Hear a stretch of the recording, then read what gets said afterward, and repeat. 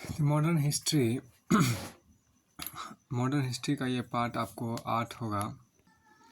तो modern history का ये आपको पार्ट 7 होगा। पार्ट 7 के अंतर्गत यहाँ पर हम इकाई 4 मतलब आपको सुधार आंदोलन के बारे में पढ़ते हैं, जो आपको अध्याय 8 से 9 में होगा। तो अध्याय 8 यहाँ पर शुरू करते हैं और ये पार्ट 7 के अंतर्गत आपको अध्याय 8 यहाँ पर सामाजिक धार्मिक सुधार आंदोलन साधारण विशेषताएं, सामाजिक धार्मिक सुधार आंदोलन साधारण विशेषताओं यहाँ देखिए। इसमें ये कहा कि सुधार, इसमें जो आपको कहा गया उसमें प्रयास कीजिए। सुधार की भावना को बल देने वाले कार्य देखिए। सुधार की भावनाओं को बल देने वाले कारक यहाँ देखिए। 18वीं शताब्दी में यूरोप में एक नवीन बौद्धिक लहर चली, जिसके फलस्वरूप जागृति के एक नए युग का सूत्रपात हुआ। तर्कवाद तथा अन्वेषण की भावना ने यूरोपीय समाज को प्रगति प्रदान की। भारत का एक प्राचीन पाश्चात्य शिक्षित वर्ग भी तर्कवाद, विज्ञान तथा मानववाद से प्रभावित हुए बिना नहीं रह सका। इन पाश्चात्य शिक्षित भारतीयों ने इस नवविज्ञान से प्रभावित होकर सामाजिक एवं धार्मिक सुधार का कार्य प्रारंभ किया। तर्कवाद एवं नवचेतना की इस आधार पर परिवर्तन की जो प्रक्रिया प्रारंभ हुई, उसे पुनर्जागरण रेनेसांस की संज्ञा दी गई। पुनर्जागरण की प्रक्रिया में इसको फिर से देखिए। तर्कवाद तथा अन्वेषण की भावना ने यूरोपीय समाज को प्रगति प्रदान की। भारत का एक नवीन पाश्चात्य शिक्षित वर्ग भी तर्कवाद, विज्ञानवाद तथा मानववाद से प्रभावित हुए बिना नहीं रह सका। इन पाश्चात्य शिक्षित भारतीयों ने इस नवविज्ञान से प्रभावित होकर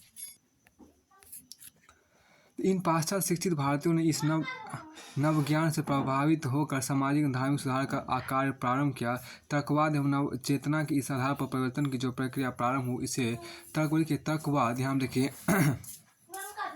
तर्कवाद एवं नवचेतना की इस आधार पर परिवर्तन की जो प्रक्रिया प्रारंभ हुई, उसे पुनर्जागरण कहते हैं।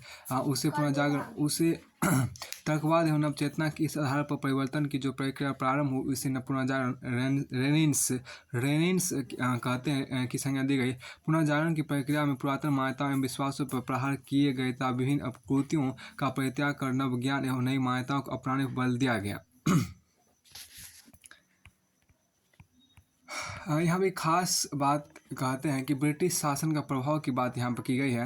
देखिए, भारत को भूमि व उपनिवेशी शासन के प्रभाव ने आधुनिक भारतीय इतिहास के अत्यंत संवेदनशील चरण में महत्वपूर्ण भूमिका निभाई। ब्रिटिश शासन के भारतीय समाज एवं संस्कृति में व्यापक परिवर्तन आया था। वो अपनी परंपरागत छवि से दूर हो गया। देखिए, अंग्रेजों से पूर्व जितने भी बाह्य आक्रमणकारी भारत है ना, अंग्रेजों से पूर्व जितने भी बाह्य आक्रमणकारी भारत आए ने, या तो वे भारतीय समाज एवं संस्कृति में कोई दूरगामी प्रभाव नहीं डाल सके, या फिर यहीं की सभ्यता एवं संस्कृति में समाहित हो गए। किंतु अंग्रेजों का भारत में आगमन ऐसे समय में हुआ जब यूरोप में आधुनिक पाश्चात्य संस्कृति के बयान बढ़ रही थी एवं मानवतावाद, तर्कवाद, विज्ञान एवं वैज्ञानिक अन्वेषण अपनी महत्ता स्थापित करते जा रहे थे। अब के सामाजिक दशाओं एवं रूढ़िवादिता के कारण सुधार। देखिए, यहाँ पर जो रहा है कि सामाजिक दशाओं एवं रूढ़िवादिता के कारण सुधार। सामाजिक दशा एवं रूढ़िवादिता के कारण सुधार देखिए। इसमें देखिए सबसे धार्मिक एवं सामाजिक कुरीतियाँ देखिए। 19वीं शताब्दी में भारतीय समाज धार्मिक अंधविश्वास एवं सामाजिक कुरीतियों से जकड़ा हुआ था। हिंदू समाज बुराइयों, बर्बरता एवं अंधविश्वासों से ओतप्रोत था। पुरोहित समाज में अपना महत्वपूर्ण स्थान बनाए हुए था तथा जनमानस पर विभिन्न कर्मकांड तथा निरर्थक धार्मिक कृतियों की सहायता से वर्चस्व स्थापित कर चुके थे। उन्होंने शिक्षा, ज्ञान एवं धार्मिक क्रियाकलापों को अपना विशेषाधिकार बताया तथा इनकी सहायता से जनसामान्य को मनोमस्तिष्क तथा उन्होंने शिक्षा, ज्ञान एवं धार्मिक क्रियाकलापों को अपना विशेषाधिकार बताया तथा इनकी सहायता जनसामान्य के मनोमस्तिष्क पर अपना प्रभुत्व स्थापित करने की चेष्टा की। महिलाओं की दयनीय स्थिति देखिए। भारतीय सामाजिक व्यवस्था भी इतनी ही दयनीय थी।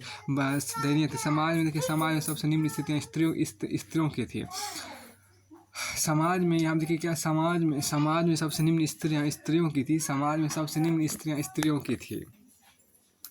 समाज में सबसे निम्न स्त्रियों की थी। लड़की का जन्म अपशकुन,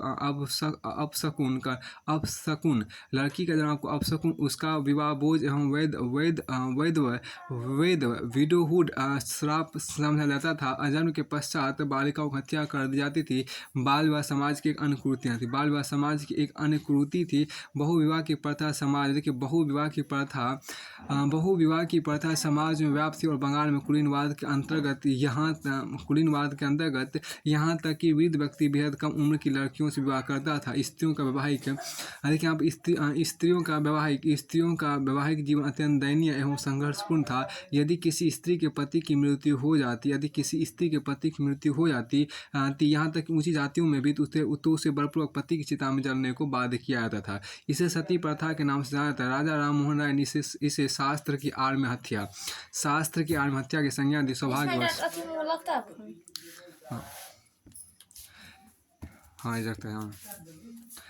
इसे शास्त्र की आड़ में हत्या की संज्ञा दी। राजा राम मोहन राय ने इसे शास्त्र की आड़ में हत्या की संज्ञा दी। सौभाग्यवश, देखिए सौभाग्यवश यदि कोई स्त्री इस क्रूर प्रथा से बच जाती थी तो उसे शेष जीवन अपमान, तिरस्कार, उत्पीड़न एवं दुख में बिताने पर बाध्य होना पड़ता था। जातिगत भेदभाव की समस्या, जाति प्रथा भी समाज की एक महत्वपूर्ण बुराई थी। वर्ण या जाति का निर्धारण वैदिक कर्मकांडों के आधार पर होता था। इस जाति व्यवस्था के सबसे निचली सीढ़ियों पर अनुसूचित जाति के लोग थे जिन्हें समाज में आपको हे दृष्टि से देखा जाता था, अछूत माना जाता था। इन अछूतों या अपसृष्यों की संख्या पूरी हिंदू जनसंख्या का 20% से भी अधिक थी। अस्पृश्य भेदभाव एवं अनेक प्रतिबंधों के शिकार इस व्यवस्था ने समाज को कई वर्गों या समूहों में विभक्त कर दिया। आगे चलकर यह व्यवस्था को राष्ट्रीय एकीकरण के विकास में महत्वपूर्ण यह व्यवस्था को राष्ट्रीय एकीकरण एवं विकास में महत्वपूर्ण बाधा सिद्ध हुई। यह भी देखा गया कि जातिगत चेतना विशेष रूप से विवाह के संबंध में मुसलमानों, ईसाइयों और सिखों के बीच भी मौजूद थे। जिन्होंने अस्पृश्यता का भी अनुसरण किया, लेकिन कम उग्र रूप में। वर्ग चेतना ने धीरे धीरे अन्य संप्रदाय के लोगों को हिंदुओं से पृथक करना प्रारंभ कर दिया। कालांतर में हिंदू समाज की जाति व्यवस्था ने कई अन्य क्षेत्रों में विसंगतियां एवं कठिनाइयां पैदा की। अस्पृश्यता की कुरीति,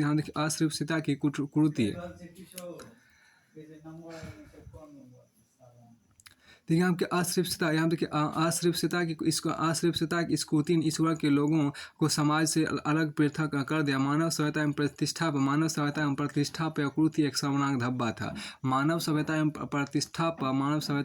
प्रतिष्ठा पर यह कुरीति एक शर्मनाक धब्बा था। पाश्चात्य संस्कृति का विरोध, देखिए यहाँ पर पाश्चात्य संस्कृति का विरोध।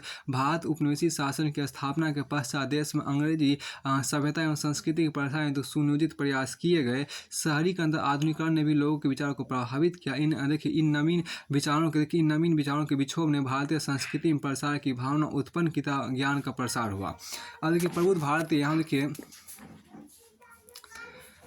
देखिए प्रबुद्ध भारतीयों में नवीन जागृति की बात यहाँ पर की गई। नवीन जागृति की बात यहाँ पर की गई है। आधुनिक पाश्चात्य संस्कृति, देखिए आधुनिक पाश्चात्य संस्कृति एवं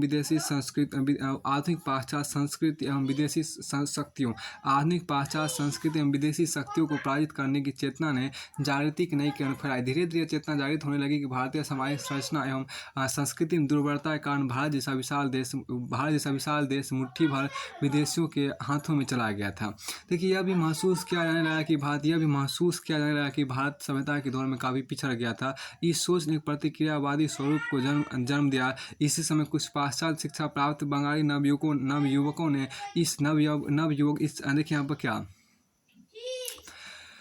इस सोच ने एक प्रतिक्रियावादी स्वरूप को जन्म दिया। इसी समय कुछ पाश्चात्य शिक्षा प्राप्त बंगाली नवयुवकों ने इस सोच से अभिप्रेरित होकर कि भारत सभ्यता एवं विकास में काफ़ी पीछे छूटता जा रहा है, प्राचीन मान्यताओं एवं मूल्यों पर कुठाराघात किया था। मांस एवं शराब के सेवन जैसे खान पान के पाश्चात्य तरीकों को अपना रहे। इससे यह अवश्य परिलक्षित होने लगा कि शायद भारतीय समाज अब भारतीय समाज और सामाजिक एवं सांस्कृतिक परिवर्तनों के दौर से गुजरने वाला है। 19वीं शताब्दी के अंतिम दशक में लोकतंत्र एवं राष्ट्रवाद के उफान ने भारतीय एवं भारत की सामाजिक धार्मिक संस्थाओं को भी प्रभावित करना प्रारंभ कर दिया। इन कारकों ने शीघ्र ही पुनर्जागरण की प्रक्रिया के उद्भव एवं विकास की पृष्ठभूमि तैयार की। विभिन्न कारक यथा राष्ट्रवादी भावनाओं के विकास, नई आर्थिक शक्तियों के अभ्युदय, शिक्षा के प्रसार, आधुनिक पाश्चात्य मूल्य एवं सांस्कृतिक प्रभाव। देखिए अब आधुनिक पाश्चात्य मूल्य एवं सांस्कृतिक प्रभाव। देखिए आधुनिक पाश्चात्य मूल्य एवं सांस्कृतिक प्रभाव आपके यहाँ देखिए संस्कृति के प्रभाव देखता विश्व समुदाय को सशक्त करने की सोच ने सुधार रिफॉर्म के मार्ग को प्रशस्त किया। भारत में 19वीं शताब्दी में सामाजिक धार्मिक सुधारों की जो प्रक्रिया प्रारंभ हुई वह उपनिवेशी शासन की उपस्थिति का ही प्रभाव था, लेकिन कहीं भी उपनिवेशी शासकों ने इसे प्रारंभ नहीं किया। सुधार का सामाजिक एवं विचारात्मक आधार देखिए सामाजिक एवं विचारधारात्मक आधार देखिए सुधार का सामाजिक एवं विचारधारात्मक आधार देखिए। अब यहाँ पर देखिए मध्य वर्ग का आधार देखिए भारत में जो सामाजिक धार्मिक परिवर्तन प्रारंभ हुआ उसका मुख्य सामाजिक आधार उभरता हुआ मध्य वर्ग एवं शिक्षित परंपरागत रूप से शिक्षित एवं पाश्चात्य शिक्षा प्राप्त बौद्धिक वर्ग था, किंतु पश्चिम में जन्मी तत्कालीन चेतना एवं बुर्जुआई मूल्यों तथा पूर्ण प्रभुत्व प्राप्त बुर्जुआ रहित सामाजिक आधार में महत्वपूर्ण टकराव था। और देखिए 19वीं शताब्दी के बौद्धिक वर्ग में जो मुख्यतः 19वीं शताब्दी के बौद्धिक वर्ग में जो मुख्यतः यूरोप का मध्य वर्ग था, मानवतावाद एवं विज्ञानवाद के प्रसार से नवीन चेतना आई था। मध्यकालीन मूल्यों एवं प्रथाओं को वर्तमान समय हेतु प्रासंगिक बनाने की तीव्र इच्छा जागृत हुई। तब उन्होंने पुनर्जागरण एवं धर्म सुधार जैसी विचारधारा का सहारे कर समाज में क्रांतिकारी परिवर्तन किया। पुनर्जागरण एवं धर्म सुधार की प्रक्रिया में जिस वर्ग ने सबसे महत्वपूर्ण भूमिका निभाई वह कोई औद्योगिक या व्यापारी वर्ग नहीं था, अपितु वे सरकारी कार्यरत व्यक्ति, शिक्षक, पत्रकार, वकील एवं चिकित्सक जैसे लोग थे जिनके हित कहीं ना कहीं एक दूसरे के समान थे। बौद्धिक कसौटी देखिए वे महत्वपूर्ण आधार जिन्होंने सुधार आंदोलनों को वैचारिक धारा प्रदान किया, उनमें धार्मिक सार्वभौमिकता, मानवतावाद एवं तर्कवाद प्रमुख थे। सामाजिक प्रासंगिकता के औचित्य हेतु तर्कवाद को प्रस्तुत किया गया। राजा राममोहन राय का दृढ़ विश्वास था कि सभी धर्मों में विश्वास, एकता में आस्था निर्गुण निर्गुण ईश्वर की उपासना एवं जाति प्रथा में अविश्वास ईश्वर प्रमुख कारक है।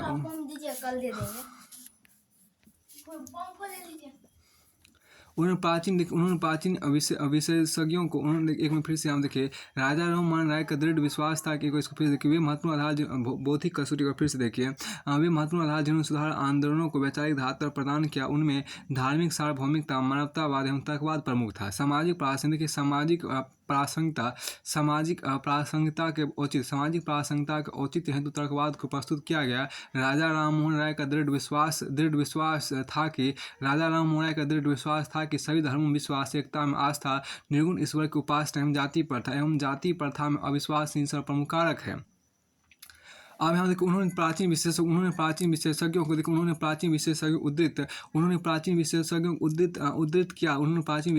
उद्धृत किया तथा मानवीय तर्क शक्ति में आस्था प्रकट की जो उनके विचार से प्राच्य एवं पाश्चात्य किसी मानवीय या पाश्चात्य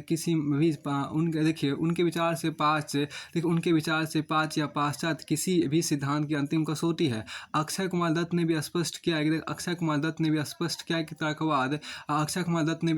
किया कि तर्कवाद या हेतुवाद की ही हमारा मुख्य अभिप्राय तत्व है। उन्होंने बताया कि समस्त प्राकृतिक एवं सामाजिक मान्यताओं को यांत्रिक प्रक्रिया की तरह समझना एवं विश्लेषित करना चाहिए। इन्हीं मान्यताओं एवं विश्वासों का प्रतिफल था कि जहाँ एक और ब्रह्म समाज देखिए यहाँ पर जहाँ एक और ब्रह्म समाज का यह मानना था कोई भी पुस्तक ना तो ईश्वर है और ना ही देवी देवता है, क्योंकि कोई भी पुस्तक पूर्णतः त्रुटि भी नहीं हो सकती, चाहे वो धार्मिक ही क्यों ना हो। अब वही दूसरी और अलीगढ़ आंदोलन में जोर दिया गया। जोर दिया गया कि इस्लामिक शिक्षाओं की व्याख्या वर्तमान युग के परिप्रेक्ष्य में होनी चाहिए। सर सैयद अहमद खान ने मुस्लिम धर्म की कुरीतियों पर कड़े प्रहार किया तथा उन्हें तत्कालीन परिस्थितियों में अप्रासंगिक बताया। कई अनुभूतिजीवी तथा चिंतकों ने भी धर्म एवं संस्कृति के परंपरागत स्वरूप को बदलने की पहल की तथा सत्यता अप्रासंगिकता एवं तर्कवाद के आधार पर उसे पुनर्व्याख्यात करने पर जोर दिया। स्वामी विवेकानंद के भी धार्मिक विचार अत्यधिक प्रगतिशील एवं भारतीय परिस्थितियों के अनुरूप थे। उन्होंने भारतीय दर्शन में उसकी श्रेष्ठ परंपरा को सर्वोपरि घोषित किया। इसी समय विभिन्न वैज्ञानिक अन्वेषणों एवं वैज्ञानिक तर्कों को भी चिंतकों ने अपनी अवधारणाओं को पुष्ट करने का आधार बनाया। उदाहरण अक्षय कुमार दत्त ने चिकित्सक के तर्कों द्वारा सिद्ध करने का प्रयत्न किया कि बाल विवाह हानिकारक था। कई अनुमानताओं को भी विज्ञानवाद के आधार पर अप्रासंगिक सिद्ध करने का प्रयत्न किया गया। यद्यपि इस कार्य में धर्म सुधारकों ने अपने धर्म को सुधारने का प्रयत्न किया, किंतु उनका दृष्टिकोण किसी एक धर्म तक ही सीमित न रखकर सार्वभौमिक था। राजा राममोहन राय ने हिंदू धर्म के अतिरिक्त ईसाई धर्म के भी अनेक गलत रीति रिवाजों को सार्वजनिक किया। उनका विश्वास था कि मूलतः सभी धर्म एक ही शिक्षा देते हैं। उन्होंने सभी धर्मों की मौलिक एकता पर बल दिया था एक स्वरवाद का सिद्धांत प्रतिपादित किया। सर सैयद अहमद खान का मानना था कि सभी धर्मों का मूल उद्देश्य एक ही है, भले ही उनका तरीका भिन्न भिन्न हो। यहाँ देखिए केशव चंद्र सेन के विचार भी इस संबंध में उदारवादी तथा उन्होंने कहा कि विश्व के सभी धर्म सच्चे हैं। अंग्रेज सरकार के रवैये ने भी भारतीय समाज में सुधार आंदोलन शुरू करने की प्रेरणा दी। अंग्रेजों की आंतरिक मनसा थी कि भारतीय समाज के एक वर्ग को ऐसे पाश्चात्य रंग में रंगा जाए जिससे वे ब्रिटिश हितों की रक्षा कर सके। अंग्रेज सरकारी अधिकारी एक ऐसा वर्ग तैयार करना चाहते थे जो शारीरिक रूप से भारतीय एवं मानसिक रूप से अंग्रेज हो। इस मंशा के पीछे मुख्य बात यह थी कि भारत जैसे विशाल देश में प्रशासन सफल संचालन हेतु अधिकारियों की विशाल फौज की आवश्यकता थी। इस कार्य के सभी पदों पर अंग्रेजों को नियुक्त करना अत्यंत कठिन कार्य था, परंतु वे चाहते थे कि भारतीय बुद्धिजीवियों को एक ऐसा वर्ग होना चाहिए जो ब्रिटिश हितों का पक्ष पोषण कर सके। देखिए सामाजिक सुधार, ये बहुत महत्वपूर्ण लाइन यहाँ पर कहा गया है। सामाजिक सुधार आंदोलन मानवीय हितों को सर्वोच्च प्राथमिकता दी गई। इस बात को प्रमुखता से इंगित किया गया कि कोई भी परिवर्तन तभी उपयोगी है जब उससे मानवीय कल्याण को उद्देश्य की पूर्ति होती है। देखिए कोई भी, अब इस बात को प्रमुखता दी गई, कोई भी परिवर्तन तभी उपयोगी है जब उसे मानवीय कल्याण के उद्देश्य की पूर्ति होती हो। इसलिए देखिए यहाँ पर क्या, इसलिए इन आंदोलन में ऐसे पाखंडी कर्मकांडों को अनावश्यक बताया गया है कि जिससे कठिनाई अधिक एवं लाभ कम हो। समाज धार्मिक सुधार आंदोलन में सामाजिक सुधारकों का अनेक अवसरों पर धार्मिक अगुवाओं से तीव्र टकराव भी हुआ, क्योंकि सभी समाज सुधार आंदोलन मुख्यतः धार्मिक आडम्बरों एवं कर्मकांडों की भर्त्सना करते थे। देखिए सुधार आंदोलन की दो धाराएं। इन सुधार आंदोलन को मोटे तौर पर दो श्रेणियों, सुधारवादी आंदोलन जैसे ब्रह्म समाज, प्रार्थना समाज और अलीगढ़ आंदोलन तक आर्य समाज और देवबंद आंदोलन जैसे पुनर्जागरणवादी आंदोलन में विभाजित किया जा सकता है। सुधारवादी और पुनर्जागरणवादी आंदोलन के बीच केवल ही अंतर था कि वे किस सीमा तक परंपरा पर तर्क एवं चेतना पर निर्भर है। फिर आपको आगे यहाँ देखिए कहा कि सामाजिक सुधार की दिशा, आप देखिए समाज सुधार की जो दिशा है उसको देखिए 19वीं शताब्दी में, देखिए यहाँ पर कहा 19वीं शताब्दी में, यहाँ पर आपको देखिए समाज सुधार की दिशा देखिए आप 19वीं शताब्दी सुधार आंदोलन केवल धर्म तक सीमित नहीं रहे। 19वीं शताब्दी के सुधार आंदोलन केवल धर्म तक सीमित नहीं रहे, अपितु इनका धर्म से ज़्यादा प्रभाव समाज क्षेत्र में पड़ा। भारतीय समाज में कई ऐसी मान्यताएं प्रथाएं विद्यमान थी जिनका आधार अंधविश्वास एवं अज्ञान था। इनमें से कई प्रथाएं अत्यंत क्रूर एवं अमानवीय थी, जैसे सती प्रथा, बाल विवाह एवं बाल हत्या इत्यादि। समाज में अशिक्षा एवं घोर अंधविश्वास था। पूरा का पूरा समाजी ढांचा अन्याय एवं असमानता पर आधारित था। ब्रिटिश, देखिए यहाँ पर क्या, ब्रिटिश शासन के पूर्व भारत का सामाजिक स्वरूप, सामाजिक सुधार की दिशा देखिए सामाजिक सुधार की दिशा 19वीं शताब्दी के सुधार आंदोलन केवल धर्म तक सीमित नहीं रहे, अपितु उनका धर्म से ज़्यादा प्रभाव समाज क्षेत्र पर पड़ा। एक बार इसको फिर से देखें समाज सुधार की दिशा को। 19वीं शताब्दी के सुधार आंदोलन केवल धर्म तक सीमित नहीं रहे, अपितु इनका धर्म से ज़्यादा प्रभाव समाज क्षेत्र पर पड़ा। भारतीय समाज में कई ऐसी मान्यताएं एवं प्रथाएं विद्यमान थी जिनका आधार अंधविश्वास एवं अज्ञान था। इनमें से कई प्रथाएं अत्यंत क्रूर एवं अमानवीय थी, जैसे सती प्रथा, बाल विवाह, बाल हत्या इत्यादि। समाज में अशिक्षा एवं घोर अंधविश्वास था। पूरा का पूरा समाजी ढांचा अन्याय एवं असमानता पर आधारित था। देखिए आप ब्रिटिश शासन से पूर्व भारत का सामाजिक स्वरूप अपरिवर्तनशील एवं स्थिर था। गांव आत्मनिर्भर तथा एक संकुचित दायरे में सिमटे हुए थे। सामाजिक व्यवस्था में वर्ण एवं जाति प्रथा अत्यंत सुदृढ़ थी। संपूर्ण सामाजिक क्रियाकलापों का निर्धारण जाति के आधार पर ही होता था। ब्रिटिश राज की स्थापना के पश्चात पाश्चात्य सभ्यता एवं संस्कृति का प्रचार प्रसार हुआ, जिससे नवजागृति आई। ब्रिटिश आधिपत्य ने भारत के खोखलेपन एवं फूट को उजागर कर दिया। इसके पश्चात चिंतनशीलता बुद्धिजीवी भारतीयों ने समाज की कुरीति एवं त्रुटियों को सार्वजनिक किया था, उन्हें दूर करने के प्रयत्न किए। वे पश्चिमी मानवतावाद, तर्कवाद, राष्ट्रवाद एवं विज्ञानवाद से गहरे प्रभावित हुए। इन बुद्धिजीवों ने पाश्चात्य एवं भारतीय संस्कृति का तुलनात्मक अध्ययन कर इसकी कमियों की ओर इंगित किया। पक्षपातपूर्ण अंग्रेजी व्यापारिक नीतियों के फलस्वरूप नए बिचौलियों व्यापारियों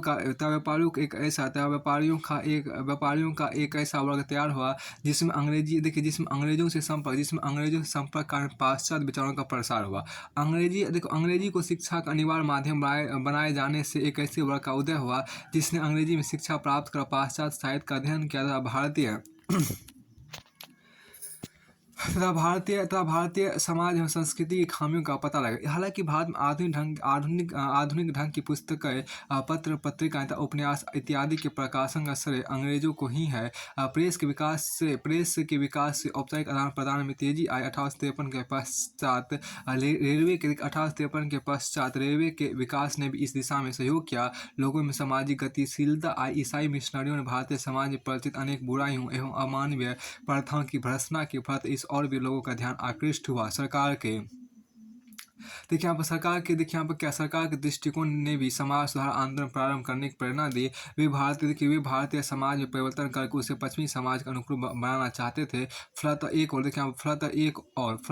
जहां उन्होंने ईसाई मिशनरियों को भारतीय संस्कृति एवं समाज की निंदा करने के लिए प्रोत्साहित किया, वहीं दूसरी ओर उन्होंने भारतीय समाज सुधारकों को भी अपना योगदान दिया। भारत में समाज सुधार के प्रारंभिक संगठनों में सामाजिक सभा, सर्वेंट्स ऑफ इंडिया सोसाइटी इत्यादि प्रमुख थी। Jyotiba Phule, Gopal Hari Deshmukh, K T Telang, B M. Malabari, D K. Karve, Shri Narayana Guru, E V. Ramaswamy Naikar एवं बी.आर. अम्बेडकर इत्यादि प्रमुख व्यक्ति थे जिन्होंने प्रारंभिक समाज सुधार को कार्य किया। समाज सुधार के बाद के वर्षों में इसे और सुयोग नेतृत्व मिला। समाज सुधार के बाद के वर्षों में इसे और सुयोग नेतृत्व मिला। मोटे तौर पर समाज सुधार अभियान के दो मुख्य उद्देश्य थे। पहला, समाज में स्त्रियों की दशा में सुधार लाना तथा दूसरा, समाज अस्पृश्यता को दूर करना। स्त्रियों की दशा में सुधार के प्रयास देखें। यहाँ पर समाज सुधारकों ने सामाजिक बुराइयों को दूर करने का प्रयास किया। समाज में स्त्रियों की दशा अत्यंत सोचने तथा उन्हें पुरुषों से नीचा समझा जाता था। समझा जाता था। देखिए समाज में समाज में स्त्रियों की अपनी कोई पहचान नहीं थी, उनकी ऊर्जा एवं योग्यता पर्दा प्रथा, सती प्रथा एवं बाल विवाह जैसी बुराइयों की बलि चढ़ गए थे। हिंदू तथा मुस्लिम दोनों ही समाज में महिला आर्थिक तथा सामाजिक रूप से पुरुषों पर आश्रित थी।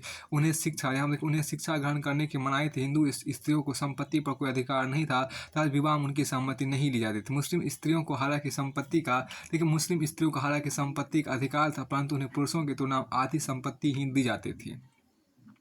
लेकिन तलाक में पुरुष और महिलाओं में बहुत ज़्यादा भेदभाव किया जाता था। बहुपत्नी प्रथा एवं मुसलमान दोनों समुदायों में प्रचलित थी। पत्नी एवं मातृ दो ही ऐसे अधिकार क्षेत्र थे जहाँ महिलाओं को समाज में थोड़ी बहुत मान्यताएं प्राप्त थी। सामान्यतः महिलाओं को भोग की वस्तु माना जाता था। ऐसी अवधारणाएं थी कि उसका जन्म पुरुषों की सेवा करने के लिए ही हुआ है। समाज में उनका कोई पैतृक अस्तित्व नहीं था। उनकी सभी गतिविधियों एवं क्रियाकलापों का निदान पुरुषों द्वारा किया जाता था। यद्यपि समाज के कुछ क्षेत्र ऐसे थे जिनमें महिलाओं ने उल्लेखनीय कार्य किए थे।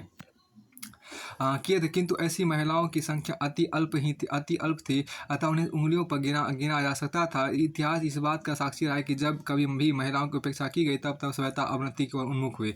इतिहास साक्षी रहा है कि जब कभी महिलाओं की उपेक्षा की गई, जब कभी महिलाओं की उपेक्षा की गई तब तब सभ्यता अवनति की ओर उन्मुख हुई। समाज सुधार, देखिए समाज सुधार अभियान, स्वतंत्रता संघर्ष एवं स्वतंत्रता प्राप्ति के पश्चात अनेक ऐसे उदाहरण हैं जहाँ महिलाओं ने उल्लेखनीय योगदान दिया है। भारतीय संविधान में महिलाओं की दशा सुधारने हेतु अनेक प्रावधान किए गए। देखिए अब सभी समाज सुधारकों ने महिलाओं की दशा सुधारने हेतु अपना अपना ध्यान केंद्रित किया, तो अपील की कि महिलाओं को समाज में उनका दर्जा प्रदान किया जाए। इस तरह के समाज सुधारकों ने घोषित किया कि कोई भी समाज सभ्य एवं विकसित नहीं हो सकता जहाँ महिलाओं से भेदभाव किया जाता हो, तथा उनकी स्थिति दोयम दर्जे की हो। देखिए समाज सुधारकों ने स्त्रियों के विरुद्ध आरोपित की गई विभिन्न कुरीतियों यथा बहुपत्नी प्रथा, बाल विवाह, सती प्रथा, पर्दा प्रथा इत्यादि की तीखी आलोचना के तहत इन्हें दूर करने के प्रशंसनीय कदम उठाए। इन्होंने सरकार से भी देखिए इन्होंने सरकार से भी अपील की कि वह समाज में महिलाओं की दशा सुधारने हेतु पहल करे एवं स्त्रियों से संबंधित विभिन्न कुप्रथाओं को दूर करने हेतु कदम उठाए। उन्होंने मांग की कि महिलाओं की मध्यकालीन सामंतकालीन छवि को दूर किया जाए। महिलाओं की स्थिति में सुधार हेतु उठाए गए महिलाओं की स्थिति में सुधार हेतु उठाए गए कदम। देखिए समाज सुधारकों के इन्हीं प्रयासों का प्रतिफल था कि सरकार ने स्त्रियों की दशा सुधारने हेतु अनेक कदम उठाए था, अनेक कानून बनाए गए। सती प्रथा, राजा राम मोहन राय ने सती प्रथा को स्त्रियों के साथ किया गया घोर अन्याय बताते हुए इसे समस्त हिंदू समाज के सर्वनाश का उन्हीं के प्रयत्नों का परिणाम था कि सरकार ने सती प्रथा को दंडनीय अपराध घोषित किया था। ऐसा करने वालों को दंड देने का नियम बनाया। सरकार ने स्त्री को बलपूर्वक जलाए जाने को हत्या के बराबर अपराध घोषित कर दिया था। इस प्रथा को प्रोत्साहित करने वालों पर फौजदारी का मुकदमा चलाने की घोषणा की। 1829 सती प्रथा के विरुद्ध एक कानून पास करके इसके 17वें नियम के अनुसार विधवाओं का जीवित जलाना बंद कर दिया गया। सबसे पहले यह नियम बंगाल में लागू किया गया, फिर 1830 में यह मद्रास एवं बम्बई में लागू कर दिया। शिशुवध, देखिए यह क्रूरता बंगाली एवं राजपूतों में परिचित। इस प्रथा के अनुसार आर्थिक बोझ मानकर या अन्य कारणों से बालिकाओं की बचपन में हत्या कर दी जाती थी। प्रबुद्ध भारत तथा अंग्रेज दोनों ने ही इस प्रथा की तीव्र आलोचना की। अंततः कानून बनाकर शिशु हत्या को साधारण हत्या के बराबर अपराध मान लिया गया। भारतीय रियासतों के रेजिडेंटों से भी कहा गया कि वे ऐसे मामलों को संदोष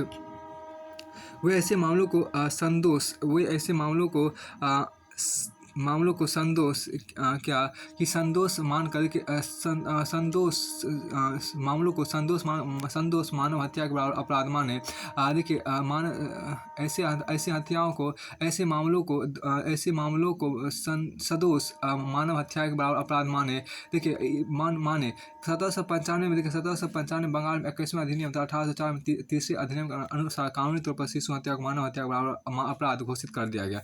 1870 में इस प्रथा को रोकने के लिए कुछ और कानून बनाए गए।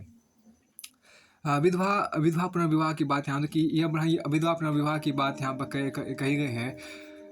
देखिए विधवा पुनर्विवाह की बात यहाँ पर यह ब्राह्मण समाज के कार्य क्षेत्रों में एक अत्यंत प्रमुख मुद्दा था। ब्राह्मण समाज द्वारा इसे लोकप्रिय बनाने हेतु सराहनीय कार्य किया गया। लेकिन इस क्षेत्र में सबसे महत्वपूर्ण योगदान ईश्वरचंद्र विद्यासागर का था। ईश्वरचंद्र विद्यासागर का जो जीवन काल रहा 1820 से 1891 ईस्वी तक रहा।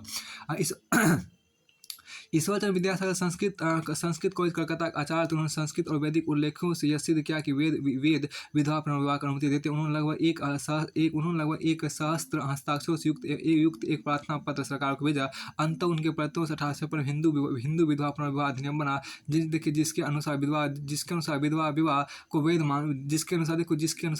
को वैध मान लिया गया और ऐसे विवाह से उत्पन्न हुए बच्चे वैध घोषित किए गए। अब देखिए महाराष्ट्र में जगन्नाथ शंकर सेठ एवं भाऊ दाजी ने भी इस दिशा में महत्वपूर्ण कार्य किया। विष्णु शास्त्री पंडित ने 1850 में विधवा पुनर्विवाह एसोसिएशन की स्थापना की। 1852 गुजरात में सत्य प्रकाश की स्थापना करके करसोन दास मुलजी ने भी विधवा पुनर्विवाह की दिशा में सराहनीय प्रयत्न किए। इसी प्रकार के प्रयास बम्बई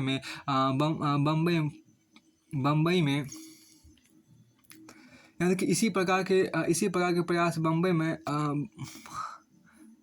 बम्बई में फर्ग्यूसन कॉलेज के प्रोफेसर D.K. कर्ब एवं मद्रास में वीर सलिंगम पंतुलु ने भी किए। प्रोफेसर कर्बे ने विदुर होने पर 1897 में स्वयं एक विधवा से विवाह किया।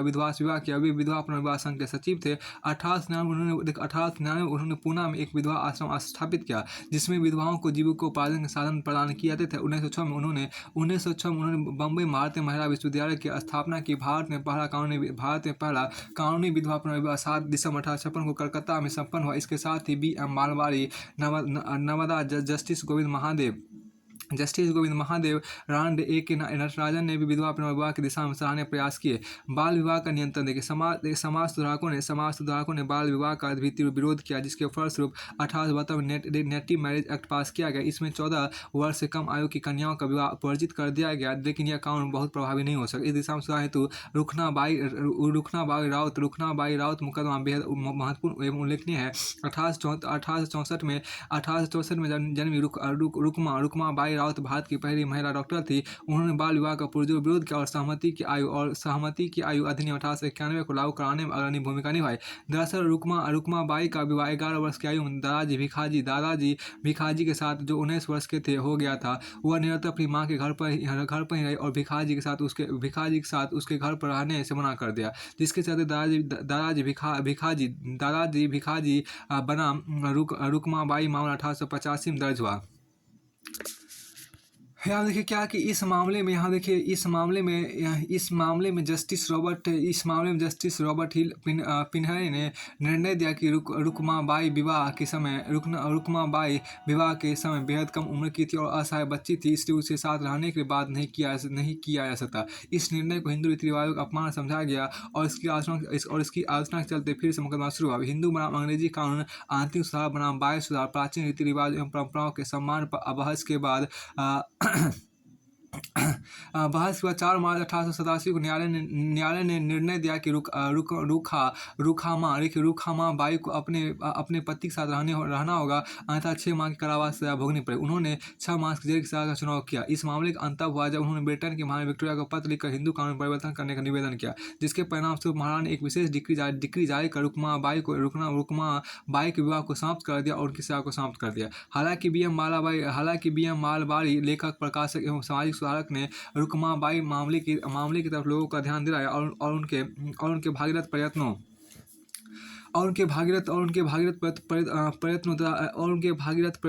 तथा पॉल मॉल गेजेट में विलियम थॉमस एस्टीट के विरोध के परिणामस्वरूप आपराधिक विधि संशोधन अधिनियम 1885 और एज ऑफ कंसेंट एक्ट 1891 में, जिससे 12 वर्ष से कम आयु की कन्याओं के विवाह पर रोक लगा दी गई। हरविलास सारदा के अथक प्रयत्नों से 1930 में सारदा एक्ट पारित हुआ। इस एक्ट के द्वारा 18 वर्ष से कम उम्र के लड़के एवं 14 वर्ष से कम उम्र की लड़की के विवाह को अवैध घोषित कर दिया गया। स्वतंत्रता प्राप्ति के पश्चात भारत सरकार ने 1978 में बाल विवाह निरोधक अधिनियम संशोधित बनाया, जिसके द्वारा बालक के विवाह की आयु 18 वर्ष से बढ़ाकर 21 वर्ष एवं बालिका की आयु 14 वर्ष से बढ़ाकर 18 वर्ष कर दी गई। साथ ही इसमें बाल विवाह करने वालों के विरुद्ध दंड का भी प्रावधान। स्त्री शिक्षा देखिए आप, 19वीं शताब्दी में समाज में यह भ्रांति व्याप्त थी कि हिंदू शास्त्र स्त्री शिक्षा की अनुमति नहीं देते था। शिक्षा ग्रहण करने पर देवता उसे वेदव्य का दंड देते हैं। इस दिशा में सबसे पहला प्रयास अब ईसाई मिशनरियों ने किया था। 1819 में कलकत्ता तरुण स्त्री सभा की स्थापना की। स्त्री शिक्षा की दिशा में सावित्रीबाई फुले ने अपने पति ज्योतिबा फुले के साथ मिलकर उल्लेखनीय प्रयास किए। सावित्रीबाई भारत की पहली महिला अध्यापक थी। उन्होंने पुणे में 1948 में भीड़े भीड़े वाड़ा नामक भारत का पहला बालिका विद्यालय शुरू किया और साथ ही स्थानीय पुस्तकालय प्रारंभ किया। 1863 में ज्योतिबा एवं सावित्रीबाई फुले ने भ्रूण एवं शिशु हत्या को रोकने हेतु अपने घर में एक केंद्र स्थापित किया ताकि गर्भवती महिलाओं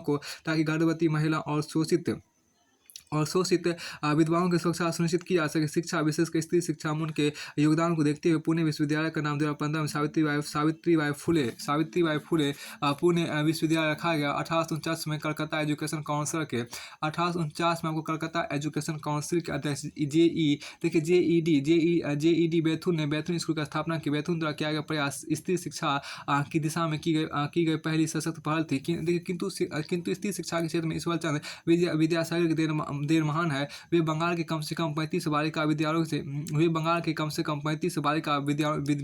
से संबंध था। स्त्री शिक्षा के क्षेत्र में उनके कार्यों को सदैव याद किया जाएगा। बम्बई के एल्फिंस्टन इंस्टीट्यूट के भी विद्यार्थियों ने स्त्री शिक्षा के क्षेत्र में महत्वपूर्ण योगदान दिया। 1854 में चार्ल्स वुड के डिस्पैच में भी स्त्री शिक्षा को बढ़ावा देने पर बल दिया गया। 1914 में स्त्री चिकित्सा से स्त्रियों को नर्सिंग और मिडवाइफरी के क्षेत्र में प्रशिक्षण देने का सराहनीय कार्य किया। 1916 में जब प्रोफेसर डी के कर्ब ने भारतीय महिला विश्वविद्यालय की स्थापना की तो यह स्त्री शिक्षा की दिशा में मील का पत्थर साबित हुआ। इसी वर्ष दिल्ली में लेडी हार्डिंग मेडिकल कॉलेज की स्थापना की गई। 1880 में डफरिन हॉस्पिटल की स्थापना के पश्चात महिलाओं को स्वास्थ्य एवं चिकित्सक की सहायता उपलब्ध कराए जाने लगी। देखिए स्वदेशी अभियान बंगाल विभाजन विरोधी अभियान एवं होम रूल आंदोलन कुछ ऐसे कार्यक्रम थे जब प्रारंभिक तौर पर घरों की चार दीवारी में कैद रहने वाली महिलाओं ने इनमें उत्साहित होकर भाग लिया। 1918 के पश्चात महिला विरोध प्रदर्शनों में भाग लेने लगी तब उन्होंने लाठीचार्ज एवं गोलियों का भी सामना किया। उन्होंने ट्रेड यूनियन आंदोलन, किसान आंदोलन एवं अन्य अभियानों में भी सक्रिय रूप से हिस्सेदारी निभाई। उन्होंने न केवल स्थानीय निकायों विधानसभा चुनाव में वोट देना प्रारंभ कर दिया बल्कि इन चुनाव में खड़े होकर विजय भी प्राप्त की। 1925 में सरोजिनी नायडू को भारतीय राष्ट्रीय कांग्रेस की प्रथम महिला अध्यक्ष बनने का गौरव प्राप्त हुआ। बाद में 1927-49 संयुक्त प्रांत के राज्यपाल भी रही। देखिए 1920 के पश्चात जारी एवं आत्मविश्वास से स्फूर्त महिलाओं ने महिला अभियान भी प्रारंभ कर दिए। महिलाओं द्वारा अनेक संस्थाएं एवं संगठनों की स्थापना की गई। इसी क्रम 1927 में अखिल भारतीय महिला कांग्रेस का गठन किया गया। अब देखिए महिला संगठन की बात। महिला संगठन वर्ष 1910 में सरला देवी चौधरानी ने इलाहाबाद में भारत स्त्री महामंडल की पहली बैठक का संचालन किया। एक महिला द्वारा गठित पहला बड़ा भारतीय महिला संगठन माने जाने वाले इस संस्थान के उद्देश्यों में महिलाओं हेतु शिक्षा एवं का संवर्धन, पर्दा प्रथा को उन्मूलन और समस्त भारतीय महिलाओं की सामाजिक, आर्थिक और राजनीतिक स्थिति को बेहतर करना शामिल था। देखिए सरला देवी का मानना था कि महिलाओं के उत्थान के लिए काम करने वाला आदमी मनु के कवच में रहता है। सरला देवी का मानना था कि महिलाओं के उत्थान के लिए काम करने वाला आदमी मनु के कवच में रहता है। अब यहाँ देखिए इसमें देखिए बहुत अच्छे आपको सरला देवी का मानना था कि महिलाओं को उत्थान के काम करने वाला आदमी मनु के कवच में रहता है। देखिए आपको क्या रामाबाई, हम देखिए क्या कि रामाबाई रानाडे ने बॉम्बे में 1904 में नेशनल सोशल कॉन्फ्रेंस के अंतर्गत महिला सोशल कॉन्फ्रेंस भारत महिला परिषद की नींव रखी। पंडिता रामाबाई सरस्वती ने महिलाओं की बेहतरी के कार्य करने के लिए पंडिता रामाबाई सरस्वती ने महिलाओं की पंडिता रामाबाई सरस्वती ने महिलाओं की बेहतरी के कार्य करने के लिए आर्य महिला समाज की स्थापना की। उन्होंने अंग्रेजी शिक्षा आयोग के सम्मुख भारतीय महिलाओं के शैक्षिक पाठ्यक्रम सुधार करने को वकालत की, जिसे महारानी विक्टोरिया को भेजा गया। इसके परिणामस्वरूप लेडी डफलिन कॉलेज में महिलाओं के लिए चिकित्सा शिक्षा शुरू की गई। बाद में रामाबाई रानाडे ने बम्बई में आर्य महिला समाज की एक शाखा स्थापित की।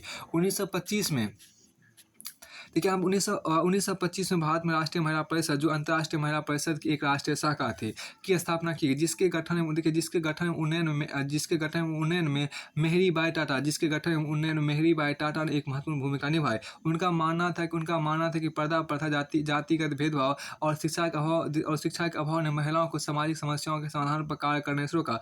परिषद की कार्यकारी समिति महत्वपूर्ण पदों पर आसीन महिलाओं में कार्नेलिया सोराबजी, भारत की प्रथम महिला बैरिस्टर बैरिस्टर ताराबाई प्रेमचंद धनवान, देखिए आप क्या धनवान बैंकर की पत्नी सफ़ी तैयब जी मुंबई के अग्रणी मुस्लिम परिवारों में से एक की सदस्य और केशव चंद्र सेन की पुत्री महारानी सुचारू देवी शामिल थी। आलोचकों के अनुसार इन महिलाओं द्वारा किए गए कल्याणकारी कार्यों के श्रेणी उच्च वर्गीय अंग्रेजी महिलाओं जैसी थी। 1927 में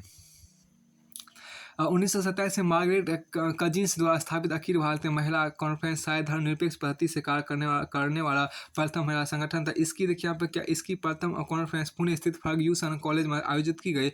महारानी चिमनाबाई गायकवाड़, मंगली की रानी साहिबा, सरोजिनी नायडू, कमला देवी चट्टोपाध्याय और लेडी दुराब टाटा इस संगठन के प्रमुख संस्थापक थे। इसके बाद आपको यहाँ पर है प्रमुख संस्थापक थे, इसको यहीं तक रखें कि इस संगठन के उद्देश्यों में इस संगठन के उद्देश्यों में सामाजिक न्याय, इस संगठन के उद्देश्यों को सामाजिक न्याय, एकता, समान अधिकार एवं अवसरों के सिद्धांतों पर आधारित कार्य समाज के लिए करना और प्रत्येक मानव को जीवन के आधारभूत आवश्यकताओं को जन्म या लिंग के आधार पर निर्धारित न कर नियोजित सामाजिक वितरण के माध्यम से निश्चित करना। नियोजित, यहाँ देखिए नियोजित देखिए यहाँ पर क्या, नियोजित सामाजिक वितरण, देखिए नियोजित सामाजिक वितरण के माध्यम से निश्चित करना। इस उद्देश्य के लिए देखिए यहाँ पे AIWC ने शारदा अधिनियम, देखिए यहाँ पर क्या, शारदा अधिनियम 1929, हिंदू महिला का संपत्ति अधिकार अधिनियम 1937, कारखाना अधिनियम 1927, हिंदू विवाह एवं विवाह विच्छेद अधिनियम 1954, विशेष विवाह अधिनियम 1954, विशेष विवाह अधिनियम 1954, हिंदू अल्पसंख्यक एवं संरक्षक अधिनियम 1956, हिंदू दत्तक एवं प्रबंध अधिनियम 1956, महिलाओं के अवैध एवं अनैतिक व्यापार का दमन अधिनियम, महिलाओं के देखिए यहाँ पर क्या, महिलाओं के अवैध एवं अनैतिक व्यापार का दमन अधिनियम, महिलाओं के अवैध एवं अनैतिक व्यापार का दमन अधिनियम 1958, मातृत्व लाभ अधिनियम 1961, दहेज निषेध अधिनियम 1961 और समान पारिश्रमिक अधिनियम 1958 से 1976 जैसे विभिन्न विधायी सुधार भारत की स्वतंत्रता से पूर्व एवं पश्चात की दिशा में कार्य किया। फिर आपको आगे यहाँ पर कहा गया, देखिए जाति आधारित शोषण के विरुद्ध भारत का इतिहास, देखिए जाति आधारित शोषण विरुद्ध संघर्ष यहाँ पर आपको देखिए, इसमें देखिए क्या कि प्राचीन काल में स्थापित हिंदू धर्म की 4 स्तरीय जाति व्यवस्था या चतुवर्ण व्यवस्था कारणतः अनेक जातियों उपजातियों में विभक्त हो गई। इसका प्रमुख कारण प्रजातीय सम्मिलन, भौगोलिक विस्तार एवं व्यवसाय अपनाने की प्रक्रिया था। हिंदू चतुर्वर्ण यहाँ पे आपको कहा गया। देखिए आपको हिंदू चतुर्वर्ण व्यवस्था के अनुसार जाति ही किसी व्यक्ति की सामाजिक स्थिति का निर्धारण करती है। उसकी सामाजिक प्रतिष्ठा एवं शुद्धता की पुष्टि उसकी जाति द्वारा होती है। जाति ही निर्धारित करती है किसी शिक्षा ग्रहण करने, एवं संपत्ति रखने का अधिकार है। किसे कौन सा व्यवसाय अपनाना चाहिए था, किसे कौन सा व्यवसाय अपनाना चाहिए था, किस वैवाहिक संबंध स्थापित करना चाहिए, किस व्यक्ति के पुनर्जन्म के कर्मों का आकलन भी इसी बात से किया जाता था कि किसी व्यक्ति के पूर्वजन्म के कर्मों का आकलन भी इस बात से किया जाता था कि इस जन्म में वह किस जाति में पैदा हुआ है। परिधान, खान पान, वास स्थान, कृषि एवं पीने के पानी का स्रोत, मंदिर में प्रवेश के अधिकार जैसे मुद्दों का निर्धारण भी जाति द्वारा ही होता था। यहाँ देखिए क्या, इस चतुर्वर्ण व्यवस्था का सबसे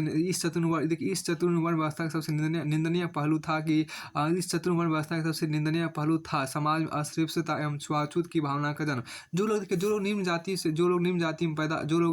में पैदा होते थे, उन्हें अछूत समझा जाता था। उन्हें सामान्यतः गाँव से दूर बसाया जाता था तथा मंदिर में उनके प्रवेश करने पर पाबंदियाँ थी। इस वर्ग के लोग अनेक प्रकार के उत्पीड़न एवं भेदभाव के शिकार थे। अब जातिगत भेदभाव कम करने में सहायक कारक देखिए। अपराध के ब्रिटिश समाज द्वारा कुछ कदम उठाए गए जिनसे कुछ सीमा तक जातिगत भावना में कमी आई। और देखिए क्या भारत में आपको यहाँ जो कहा गया, भारत में ब्रिटिश साम्राज्य की स्थापना से भारत में ब्रिटिश साम्राज्य की स्थापना से जाति या वन व्यवस्था में थोड़ा परिवर्तन आया। अंग्रेजों ने सभी जातियों के लोगों को सेना अंग्रेजों ने सभी जातियों के लोगों को सेना एवं देखिए अंग्रेजों ने सभी जातियों के लोगों को सेना एवं अन्य प्रशासक के क्षेत्रों में नियुक्त किया। यद्यपि तत्कालीन उच्च वर्गों के लोगों ने इसे अपना अपमान समझ आता, इसका विरोध भी किया। लेकिन अंग्रेजों की इस नीति से निम्न जाति के लोगों में थोड़ा सुधार अवश्य हुआ। संपत्ति के निजी स्वामित्व एवं भूमि के मुक्त क्रय से भी जातीय समीकरणों में परिवर्तन हुए। धीरे धीरे गांव की जाति व्यवस्था में थोड़ा परिवर्तन होने लगा। आधुनिक वाणिज्य एवं व्यवसाय के विकास एवं परिवहन के साधनों में तीव्र वृद्धि से भी सामाजिक गतिशीलता में परिवर्तन हुए। अंग्रेजों ने ग्राम पंचायतों जाति पर आधारित न्याय प्रणाली को समाप्त कर आधुनिक न्याय व्यवस्था की स्थापना की, जिसमें सभी जातियों के लिए समान न्याय की प्रणाली थी। प्रशासनिक पदों एवं सरकारी कार्यालयों में भर्ती के अवसर भी सभी जाति के लिए खोल दिए गए। अंग्रेजों की शिक्षा व्यवस्था में सभी जातियों को शिक्षा ग्रहण करने के लिए समान अवसर दिए गए। अब यहाँ पर आपको आगे कि सामाजिक सुधार आंदोलन ने भी जाति आधारित शोषण को सामाजिक सुधार आंदोलनों ने भी जाति आधारित शोषणों को कम किया। देखिए यहाँ जो कहा गया सामाजिक सुधार आंदोलनों ने भी जाति आधारित शोषण को कम किया। कालांतर में समाज सुधार कार्यक्रमों ने भी जाति पर आधारित शोषण को कम करने का प्रयत्न किया। 19वीं शताब्दी के मध्य से विभिन्न समाज सुधार संगठनों यथा ब्राह्मण समाज, प्रार्थना समाज, आर्य समाज, रामकृष्ण मिशन एवं थियोसॉफिकल सोसाइटी आदि ने भी निम्न जाति के लोगों की दशा सुधारने के अनेक प्रयास किए। इन संगठनों अछूतों एवं निम्न जातियों के लोगों के मध्य शिक्षा के प्रचार प्रसार कार्य किया, तो उन्हें मंदिरों प्रवेश दिलाने, तालाबों से जल ग्रहण करने एवं सार्वजनिक स्थानों के प्रयोग करने की दिशा में प्रयत्न किए। हालांकि कुछ समाज सुधारकों ने चतुवर्ण व्यवस्था का थोड़ा पक्ष लिया, लेकिन उन्होंने भी जाति प्रथा एवं छुआछूत की आलोचना की।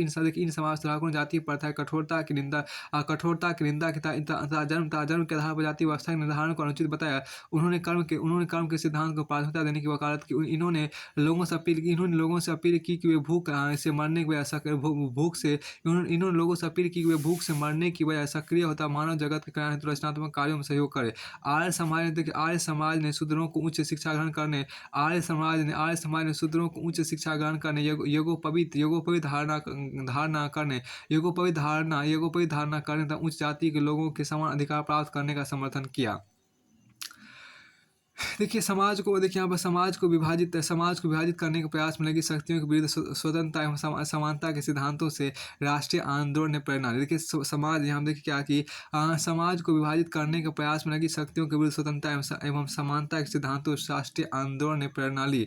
देखिए समाज को यहाँ देखिए क्या कि समाज को विभाजित करने के प्रयास में लगी शक्तियों के विरुद्ध स्वतंत्रता एवं समानता के सिद्धांतों से राष्ट्रीय आंदोलन ने प्रेरणा ली। देखिए राष्ट्रीय नेता एवं संगठनों ने भी जातीय विशेषाधिकार, समान नागरिक अधिकारों के संघर्ष तथा सभी के स्वतंत्र विकास के सिद्धांत की वकालत की। इस अवधि में प्रदर्शन में जन भागीदारी, जनसभा एवं सत्याग्रह आंदोलन जैसे कार्यक्रमों में सक्रियता से भाग लेने के कारण दलितों की स्थिति में कुछ सुधार हुआ। 1937 में विभिन्न राज्यों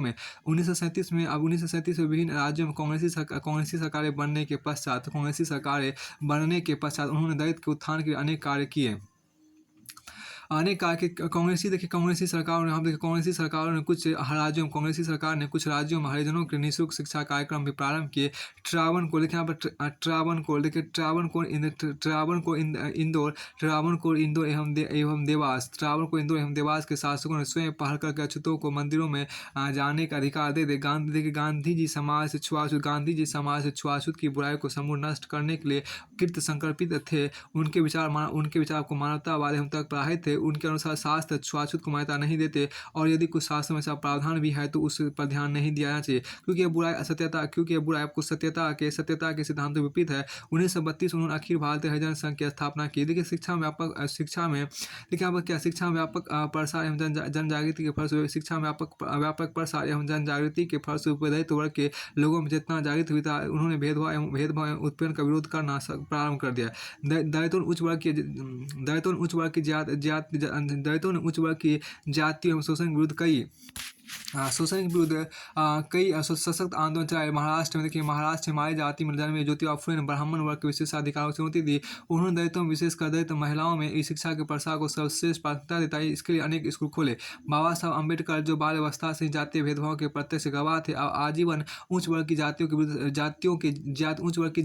के विरुद्ध संघर्ष करते रहे। उन्होंने अखिल भारतीय अनुसूचित जाति महासंघ की स्थापना की। उन्हीं के प्रयत्नों से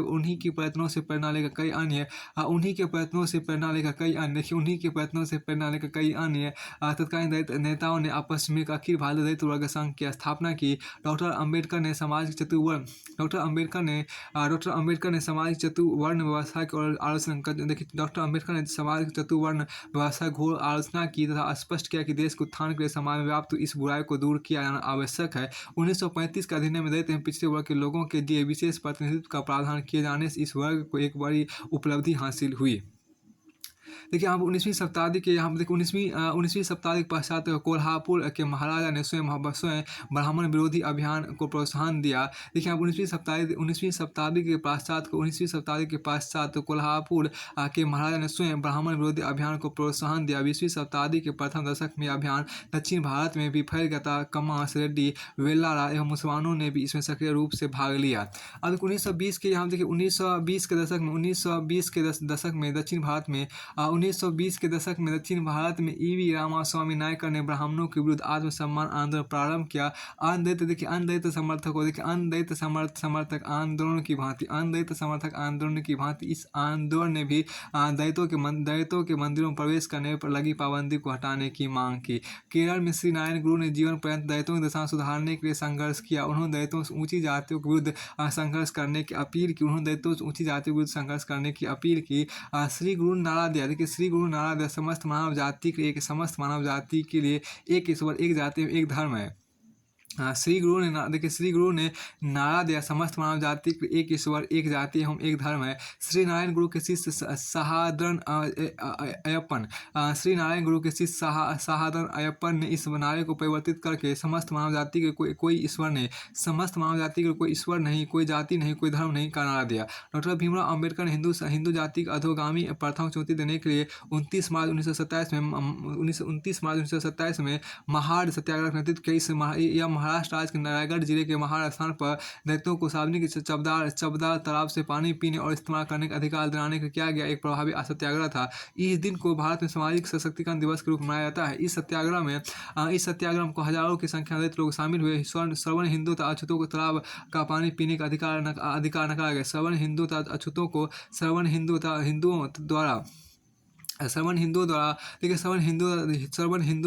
को तालाब का पानी पीने का अधिकार नकारा गया था, जबकि सवर्ण हिंदू दलितों को हिंदू धर्म का हिस्सा मानते थे। सभी हिंदू जाति समूह एवं अन्य धर्म के लोग मुस्लिम ईसाई तक भी उस तालाब का पानी पी सकते थे। अम्बेडकर ने प्रथम अपने दोनों हाथों से उस तालाब का पानी पिया। फिर हजारों सत्याग्रहियों द्वारा उनका अनुकरण किया गया।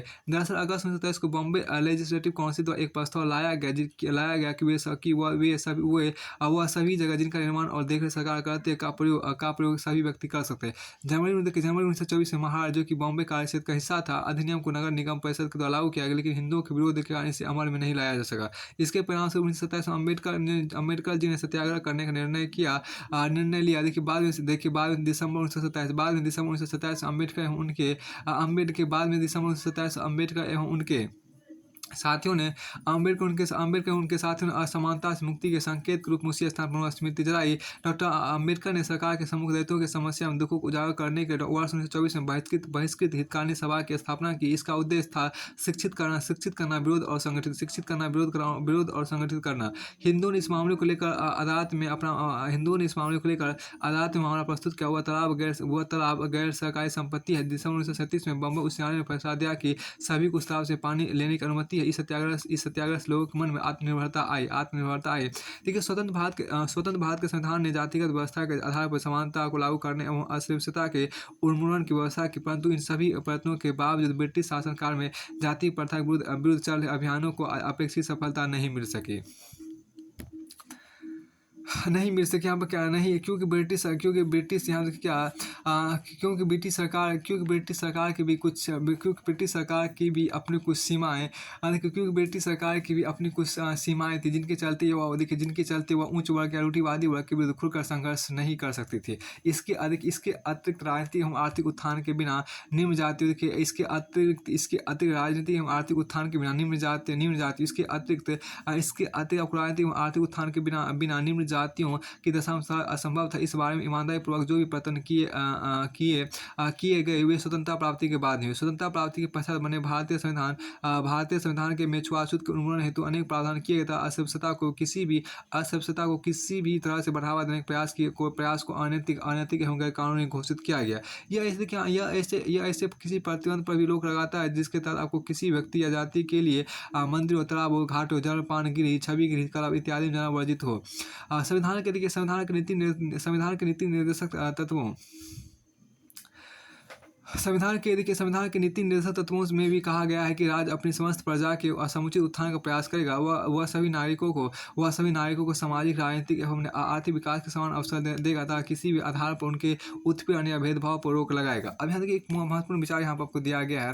देखिए यदि देश का हर किसान शिक्षित हो जाए तो भारतीय इतिहास के पन्नों में यह बात स्वर्ण अक्षरों से लिखी जाएगी। ये बात बम्बई गवर्नर 1911 अपने निजी पत्र में वायसराय को कहा था। यदि देश का हर किसान शिक्षित हो जाए तो भारतीय इतिहास के पन्नों में यह बात स्वर्ण अक्षर लिखी जाएगी। अब उभरता हुआ मध्य वर्ग राजनीतिक रूप से पिछड़ा है तथा वह धर्म की खोज में भी इतना उत्साहित नहीं है। उससे आवश्यकता है समृद्ध सांस्कृतिक स्थायित्व की, जिससे कि वह अपनी उपेक्षा एवं उत्पीड़न को महसूस कर सके, जो उसे उपनिवेशी शासन ने दी है। जवाहरलाल नेहरू ने कहा। अब कि जो एक बार मृत एवं दफन हो गया वह सभी के लिए सदैव के लिए मृत एवं दफन हो गया। जो एक बार मृत एवं दफन हो गया वह सभी के लिए सदैव के लिए मृत एवं दफन हो गया। देखिए जो एक बार मृत एवं दफन हो गया वह सभी के लिए सदैव के लिए मृत एवं दफन हो गया। इसलिए हमें उसे पुनर्जीवित करने बजाय वर्तमान परिस्थितियों के अनुरूप परिवर्तित करने का प्रयत्न करना चाहिए। ये बात महादेव गोविंद रानडे ने कहा था। फिर देखिए हिंदुत्व में अस्पृश्यता एक काला धब्बा है। जब तक समाज में अस्पृश्यता का अस्तित्व है तब यह न केवल समस्त हिंदू जाति का अपितु पूरे देश के सर्वनाश है। जब इस कृति को हिंदू समाज जड़ से उखाड़ फेंकेगा तभी सच्चे अर्थों में सब समाज बन सकेगा और तभी समूचे विश्व को समानता का उपदेश दिया जा सकेगा। ये बात महात्मा गांधी ने कहा। मेरी अभिलाषा है कि मेरे आंगन में सभी संस्कृतियाँ एक साथ फले फूले। मेरी अभिलाषा है कि मेरे आंगन में सभी संस्कृतियाँ एक साथ फले फूले, लेकिन मैं नहीं चाहूँगा कि मेरे पैरों तले कोई भी संस्कृति कुचली जाए। मैं नहीं चाहता कि समाज में कोई दलित, पिछड़ा, अशिक्षित या निर्धन हो। ये बात महात्मा गांधी ने कहा था। अब देखिए सारांश की बात तो सुधार आंदोलन को प्रेरित करने का कारक देखिए भारत की भूमि पर उपनिवेशी शासन की उपस्थिति है। फिर आपको यहाँ पर आगे कहा गया भारतीय समाज में व्याप्त विभिन्न कृतियों यथा भेदभाव, छुआछूत, अंधविश्वास, बहुपत्नी प्रथा, मूर्ति पूजा, महिलाओं का निम्न स्तर, उच्च जातियों के एकाधिकार मूलक एवं शोषणात्मक प्रवृत्ति इत्यादि। देखिए यहाँ पर शिक्षा का प्रसार एवं विश्व ज्ञान संबंधी जागरूकता। पाश्चात्य आधुनिक संस्कृति का प्रभाव तथा विश्व के विभिन्न स्थानों में तत्कालीन महाशक्तियों की पराजय। पाश्चात्य आधुनिक संस्कृति का प्रभाव तथा विश्व के विभिन्न स्थानों में तत्कालीन महाशक्तियों की पराजय। 19वीं शताब्दी में लोकतंत्र एवं राष्ट्रवाद की अवधारणा का विकास। फिर आपको आगे यहाँ देखिए, अब सामाजिक सामाजिक आधार की बात यहाँ देखिए क्या मध्य देखिए सामाजिक आधार की बात करते हैं। मध्य वर्ग के यहाँ पर क्या मध्य वर्ग यहाँ पाश्चात्य शिक्षा प्राप्त भारतीयों के एक नए वर्ग का उदय। बौद्धिक आधार यहाँ देखिए क्या तर्कवाद की अवधारणा का विकास। विश्वव्यापी धार्मिक विचारधारा मानववाद एवं धर्मनिरपेक्षता की अवधारणा का विकास। समाज सुधार के प्रमुख कारक की बात करते हैं। समाज सुधार के प्रमुख कारक की बात करते हैं। महिलाओं की स्थिति में सुधार की बात करते हैं। वे कारक जो महिलाओं की निम्न स्थिति के लिए उत्तरदायी थे। पर्दा प्रथा वे देखिए महिलाओं की स्थिति में सुधार देखिए, वे कारक जो महिलाओं की निम्न स्थिति के लिए उत्तरदायी थे। पर्दा प्रथा, बाल विवाह, शिक्षा का अभाव, विवाह, तलाक एवं संपत्ति के अधिकारों में असमानता, बहुपत्नी प्रथा, विधवा पुनर्विवाह पर प्रतिबंध, सती प्रथा। अब के समाज के प्रमुख सहयोगात्मक कारक देखिए, समाज के प्रमुख सहयोगात्मक कारक देखिए, समाज सुधार आंदोलन, स्वतंत्रता आंदोलन, विभिन्न आंदोलनों में महिलाओं की सक्रिय भागीदारी एवं नेतृत्व, स्वतंत्र भारत का संविधान देखिए।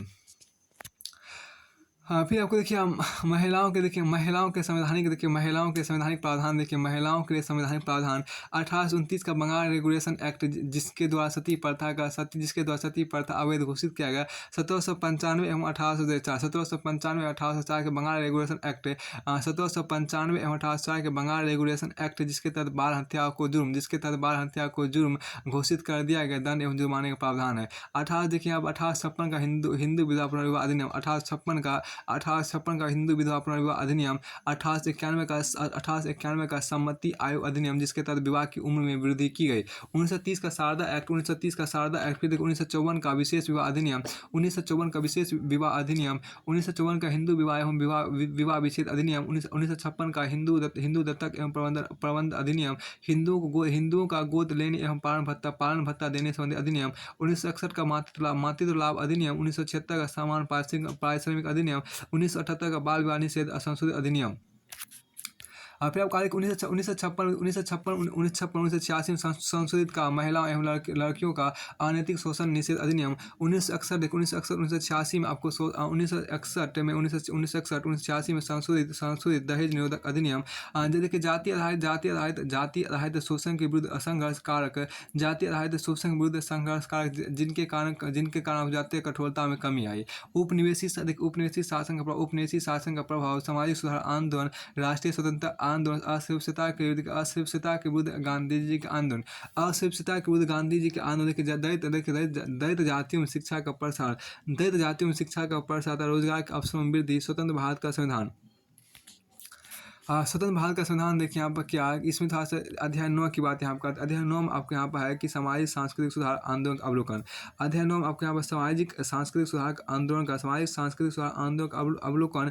अब के सामाजिक सांस्कृतिक सुधार आंदोलन एवं उसके नेता, सामाजिक सांस्कृतिक सुधार आंदोलन एवं उसके नेता देखिए, राजा राम मोहन राय एवं ब्रह्म समाज। यहाँ देखिए राजा राम मोहन राय का जीवन का 1772 से 1833 ईस्वी तक रहा। राजा राम मोहन राय को प्राय भारतीय पुनर्जागरण का जनक और आधुनिक भारत का निर्माता कभी कहा जाता है। वे बहुमुखी प्रतिभा धनी थे। उनके द्वारा स्थापित ब्राह्मण समाज जो आधुनिक पाश्चात्य विचारों पर आधारित था, हिंदू धर्म का पहला आंदोलन था। एक सुधारवादी के रूप में राजा राममोहन राय मानव प्रतिष्ठा के आधुनिक वैज्ञानिक दृष्टिकोण एवं सामाजिक समानता के सिद्धांत में विश्वास रखते थे।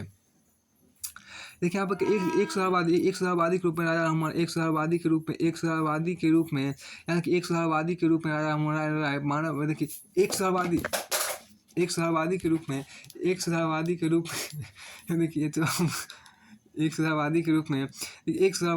राजा राममोहन राय मानवीय प्रतिष्ठा के आधुनिक एक सुधारवादी के रूप में राजा राममोहन राय मानवीय प्रतिष्ठा के आधुनिक वैज्ञानिक दृष्टिकोण एवं सामाजिक समानता के सिद्धांत विश्वास रखते थे।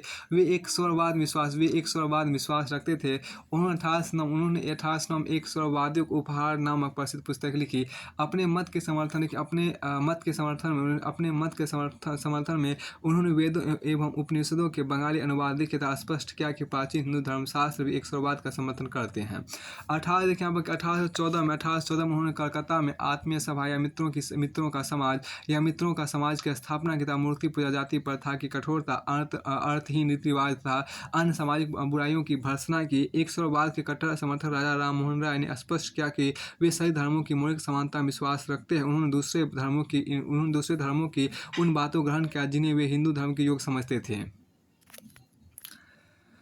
देखिए यहाँ पर क्या उनके विचार अनुसार मनुष्य को स्वयं धार्मिक ग्रंथों का अध्ययन और रीति रिवाजों का पालन करना चाहिए। 1820 उन्होंने देखिए 1820 में उन्होंने प्रीसेप्ट्स ऑफ जीसस नामक पुस्तक लिखी, जिसमें उन्होंने न्यू टेस्टामेंट के नैतिक एवं दार्शनिक संदेश को उसकी चमत्कारिक कहानियों से पृथक करने का प्रयास किया। उन्होंने न्यू टेस्टामेंट के नैतिक एवं दार्शनिक संदेशों की प्रशंसा की। उन्होंने ईसाई धर्म के भी अनेक गलत रीति रिवाजों को लोगों के सामने रखा। उनके इस प्रयास से उन्हें ईसाई मिशनरियों को गुस्सा झेलना पड़ा था। उनके कई ईसाई मित्र उनसे निराश हो गए, क्योंकि उन्हें यह गलतफहमी थी कि राजा राममोहन राय लोगों को हिंदू धर्म त्याग कर ईसाई बनने के प्रोत्साहित कर रहे थे। अपने विचारों एवं उद्देश्यों को साकार करने के उन्होंने ब्राह्मण समाज जो आगे चलकर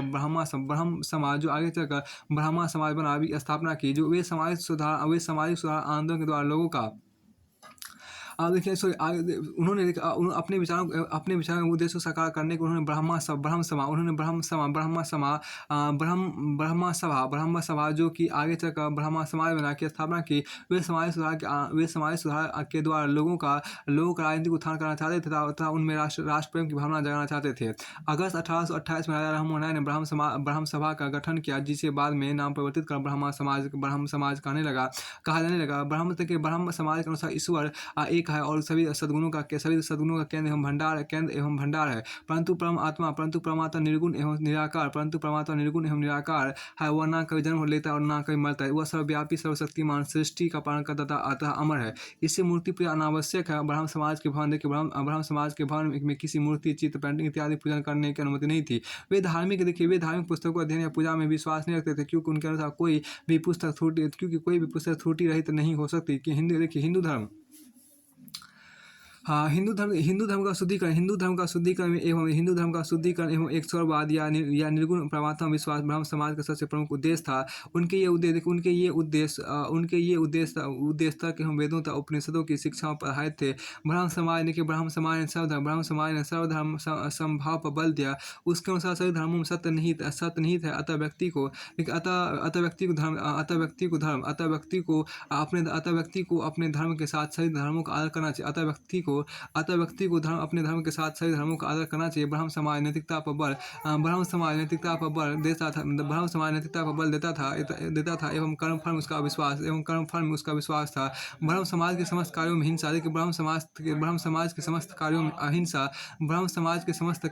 हिंसा का स्थान प्रमुख था। उसके सभा भवन में किसी प्रकार की जीवी हिंसा नहीं हो सकती थी।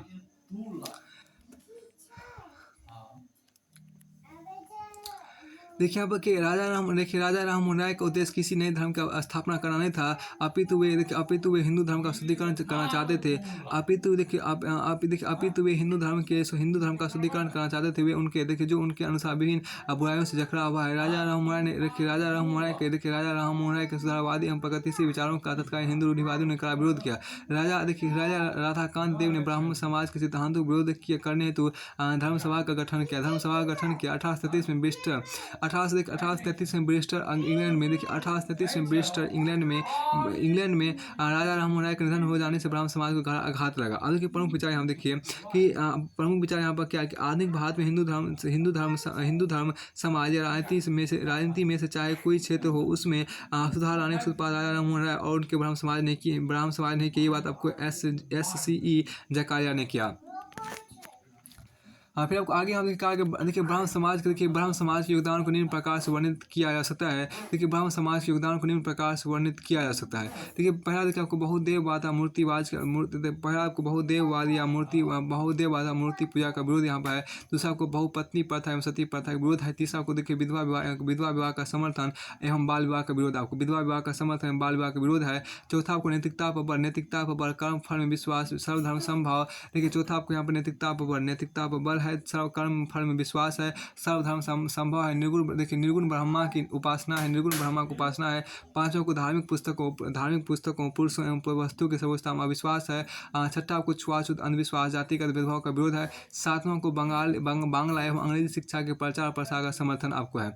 अब के समाज हेतु राजा राममोहन राय के प्रयास देखिए। यहाँ पर राजा राममोहन राय ने अपनी सती प्रथा का विरोध किया। वर्ष 1818 उन्होंने अपना सती विरोधी अभियान आरंभ किया। सर्वप्रथम उन्होंने इस सामाजिक कुरीति के विरुद्ध जनमत तैयार करने का प्रयास प्रारंभ किया। एक और उन्होंने पुरातन हिंदू शास्त्रों का प्रमाण देकर धार्मिक ठेकेदारों को दिखलाया कि वे सती प्रथा की अनुमति नहीं देते। दूसरी ओर उन्होंने लोगों को तर्क शक्ति, नैतिकता, मानवीयता, दया भाव की दुहाई देकर इस कुप्रथा के विरुद्ध आवाज़ उठाने को प्रेरित किया। उन्होंने शमशानों क्रीमेशन ग्राउंड किया ताकि विधवाओं के रिश्तेदारों को समझाकर उन्हें सती होने से रोकने के अथक प्रयास किए। उन्होंने समान विचारों वाले व्यक्तियों की सहायता से ऐसे कई समूहों का निर्माण किया जो उन लोगों पर कड़ी निगाह रखते थे जो पुरातन अंधविश्वास या गहनों के लालच में विधवाओं को सती होने के उकसाते थे। यहाँ पर आपको देखिए क्या कि जो एक साल देखिए यहाँ पर क्या है जो पुरातन यहाँ देखिए जो पुरातन अंधविश्वास या गहनों के लालच में देखिए यहाँ पर जो पुरातन अंधविश्वास या गहनों के लालच में विधवाओं को सती होने के उकसाते थे। राजा राममोहन राय के अथक प्रयत्नों से इस दिशा में काफ़ी प्रगति हुई। उन्होंने सरकार से अपील की कि इस बर्बर प्रथा को रोकने के लिए वे कड़े कानून बनाए। इसी के पश्चात 1829 में लॉर्ड विलियम बेंटिक ने एक कानून बनाकर सती प्रथा गैर कानूनी घोषित कर दिया। राजा राममोहन राय ने स्त्रियों की हीन दशा का कट्टर विरोध किया। वे स्त्रियों की निम्न सामाजिक दशा तथा उनके साथ किए जा रहे भेदभावों से बहुत दुखी हुए। राजा राममोहन राय ने स्त्रियों की हीन दशा का कभी कट्टर विरोध किया। वे स्त्रियों की निम्न सामाजिक दशा तथा उनके साथ किए जा रहे भेदभाव से बहुत दुखी हुए। उन्होंने स्त्रियों को संपत्ति का अधिकार देने की भी मांग की। वे स्त्रियों को शिक्षा देने, विधवा विवाह को प्रारंभ करने, सती प्रथा को समाप्त करने तथा बहुपत्नी विवाह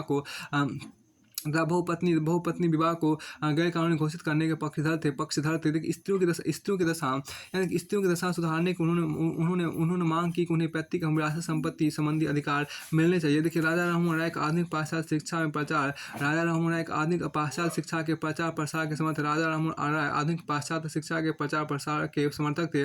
उन्होंने डेविड हेयर को 1817 में हिंदू कॉलेज की स्थापना में सहायता की तथा उसके द्वारा प्रस्तुत की गई विभिन्न शिक्षा संबंधी योजनाओं का समर्थन किया। उन्होंने अपने खर्च पर 1817 में कलकत्ता में अंग्रेजी स्कूल खोला जिसमें फ्रांस के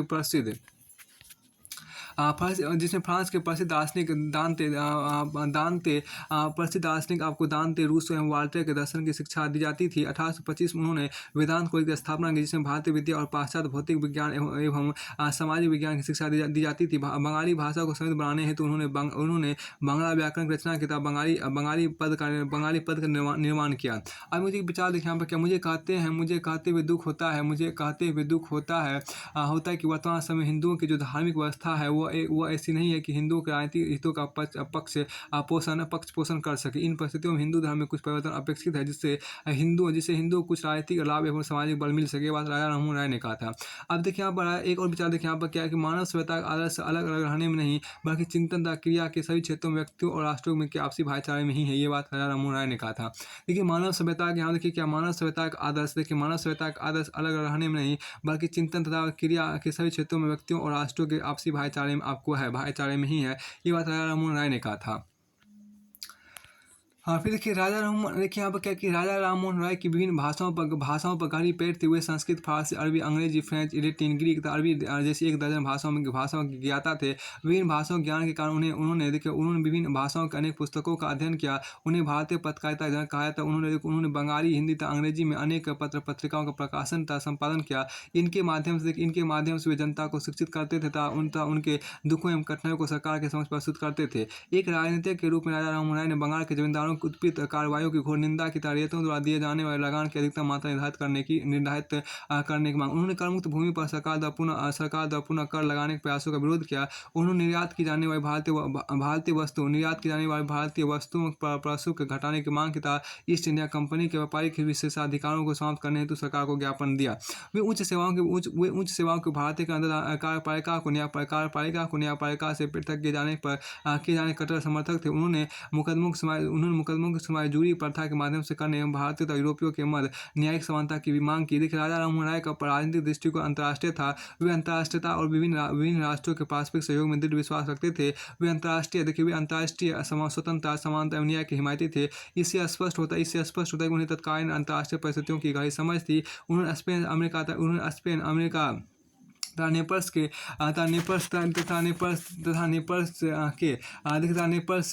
के स्वतंत्रता अभियानों का समर्थन किया। जब यहाँ पे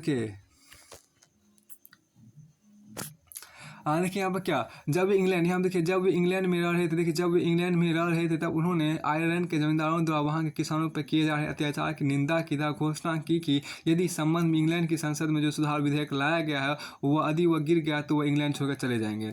अब यहाँ यदि संबंध इंग्लैंड की संसद में जो सुधार विधेयक लाया गया यदि वह गिर गया तो वह इंग्लैंड छोड़कर चले जाएंगे। अनेक प्रसिद्ध व्यक्तियों तो यथा डेविड हेयर, अलेक्जेंडर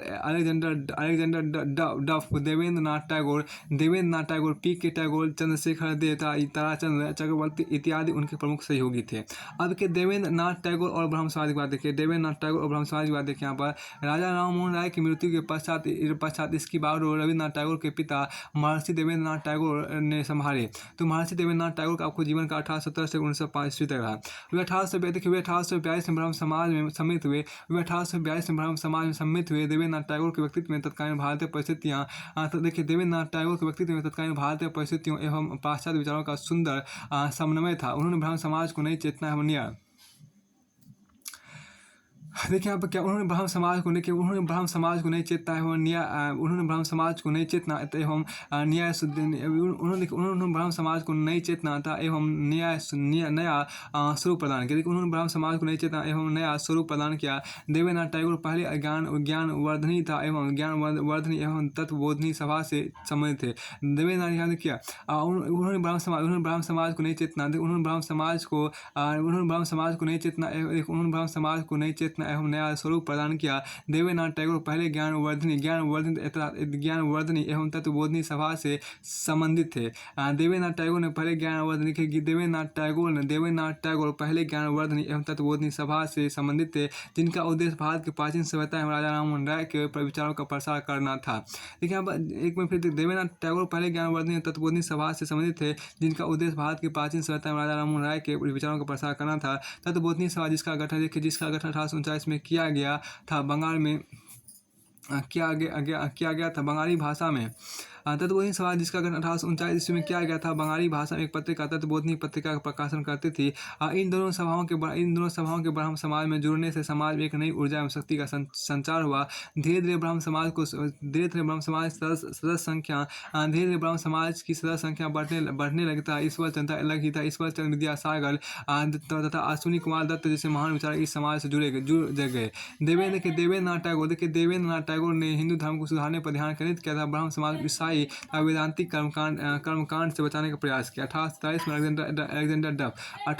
में अलेक्जेंडर डफ और प्रेस्बिटेरियन चर्च से टैगोर का वाद विवाद आरंभ हो गया। इसके पश्चात ईसाई पादरियों ने हिंदू धर्म को नीचा दिखाने तथा धर्म परिवर्तनों के प्रयास प्रारंभ कर दिए। ब्रह्म समाज ईसाई पादरियों की इस चुनौती का दृढ़तापूर्वक मुकाबला किया। देवेंद्र नाथ टैगोर के नेतृत्व ब्रह्म समाज में विधवा विवाह का समर्थन, स्त्री शिक्षा को बढ़ावा। देवेंद्र नाथ टैगोर के नेतृत्व ब्रह्म समाज ने विधवा विवाह का समर्थन, स्त्री शिक्षा को बढ़ावा, बहुपत्नी प्रथा, आडंबरपूर्ण धार्मिक कर्मकांडों को समाप्त करने से सराहनीय कार्यों पर बल दिया। केशव चंद्र सेन एवं ब्रह्म समाज देखिए यहाँ पर 1858 में केशव चंद्र सेन का जीवन काल आपको 1838 से लेकर 1880 ईस्वी तक।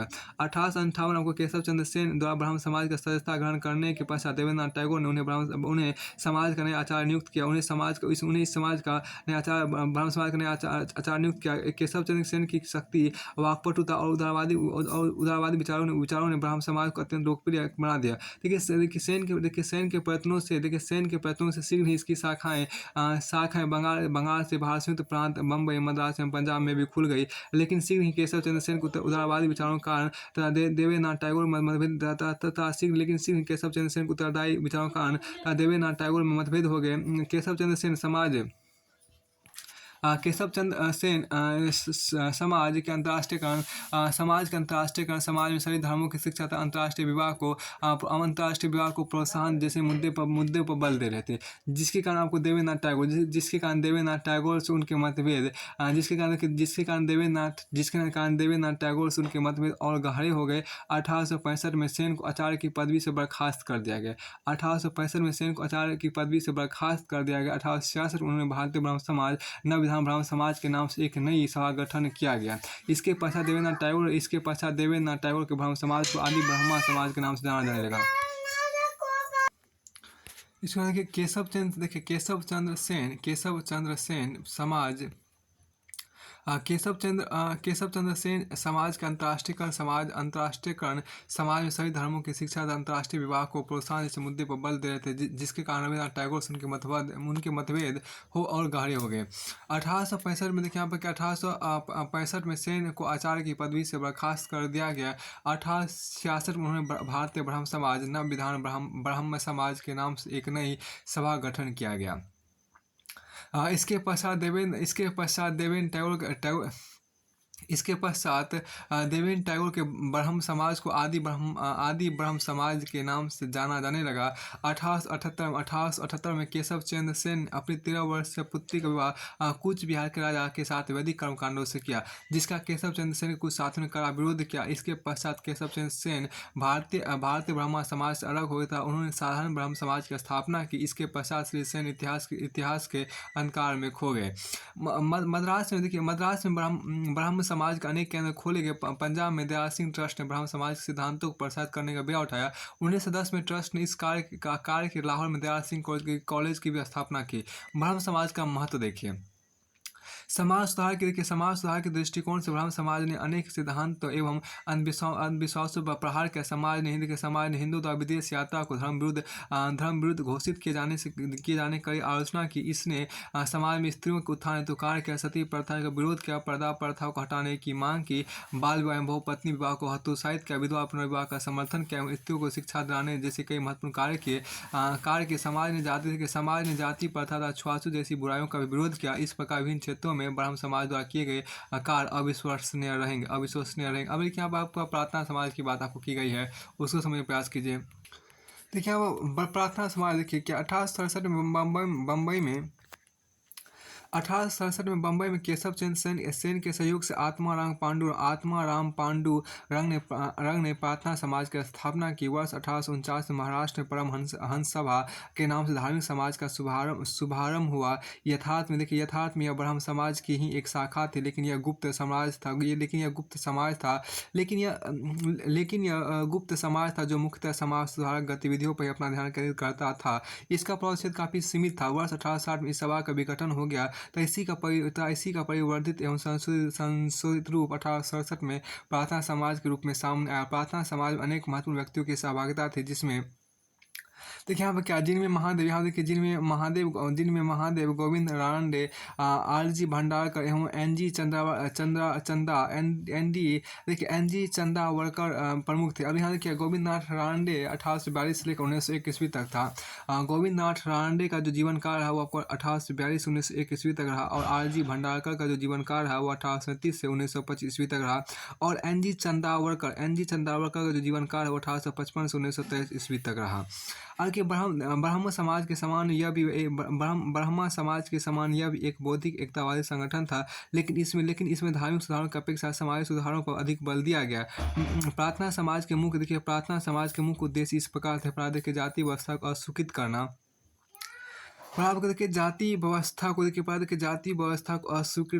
जाति व्यवस्था को अस्वीकृति करना, दूसरा स्त्री शिक्षा को प्रोत्साहन देखिए, तीसरा आपको देखिए विधवा पुनर्विवाह को प्रोत्साहन तथा चौथा आपको लड़के एवं लड़की दोनों की विवाह की आयु में वृद्धि करना। देखिए धोंडो केशव कर्वे और विष्णु शास्त्री ने रानडे के साथ मिलकर समाज सुधार के कार्य किए। कर्वे के साथ मिलकर रानडे विधवाओं को शिक्षा एवं प्रशिक्षण प्रदान करने के लिए विधवा पुनर्विवाह आंदोलन और साथ ही साथ विधवा होम एसोसिएशन की नींव रखी, ताकि वे विधवाओं की मदद कर सके। अब यहाँ पर जो कहा गया देखिए यंग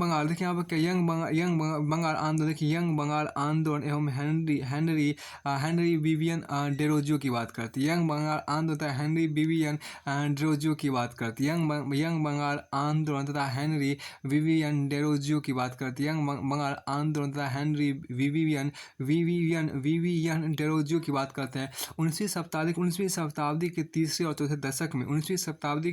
चौथे दशक में बंगाल के बुद्धिजीवियों में एक रेडिकल या उग्रवादी प्रवृत्ति का जन्म हुआ। यह प्रवृत्ति राजा राममोहन राय के विचार से भी ज़्यादा आधुनिक एवं क्रांतिकारी थी। इस आंदोलन को यंग बंगाल आंदोलन के नाम से जाना जाता है।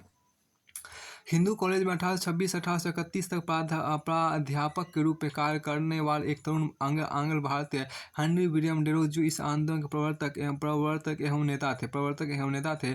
अद्भुत प्रतिभा के धनी डेरोजियो फ्रांस की क्रांति से गहरे प्रभावित थे तथा अतिवादी विचार रखते थे। उन्होंने एवं उनके अनुयायियों ने जर्जर एवं पुराने रीति रिवाजों के विरुद्ध किया। आध्यात्मिक उन्नति और समाज सुधार के लिए उन्होंने एकेडमिक एसोसिएशन और society for the acquisition of general knowledge जैसे कई संगठनों की स्थापना की। उन्होंने एंग्लो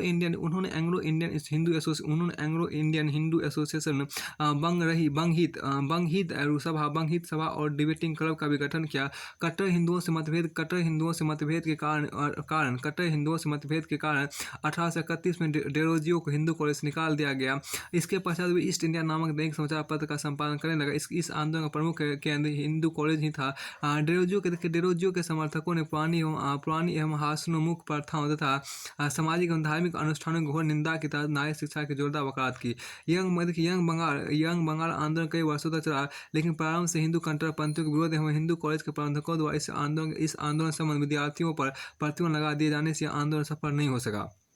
1831 में ही आपको 1831 में ही डेरोजियो की मृत्यु हो जाने से आंदोलन पूरी तरह बिखर गया।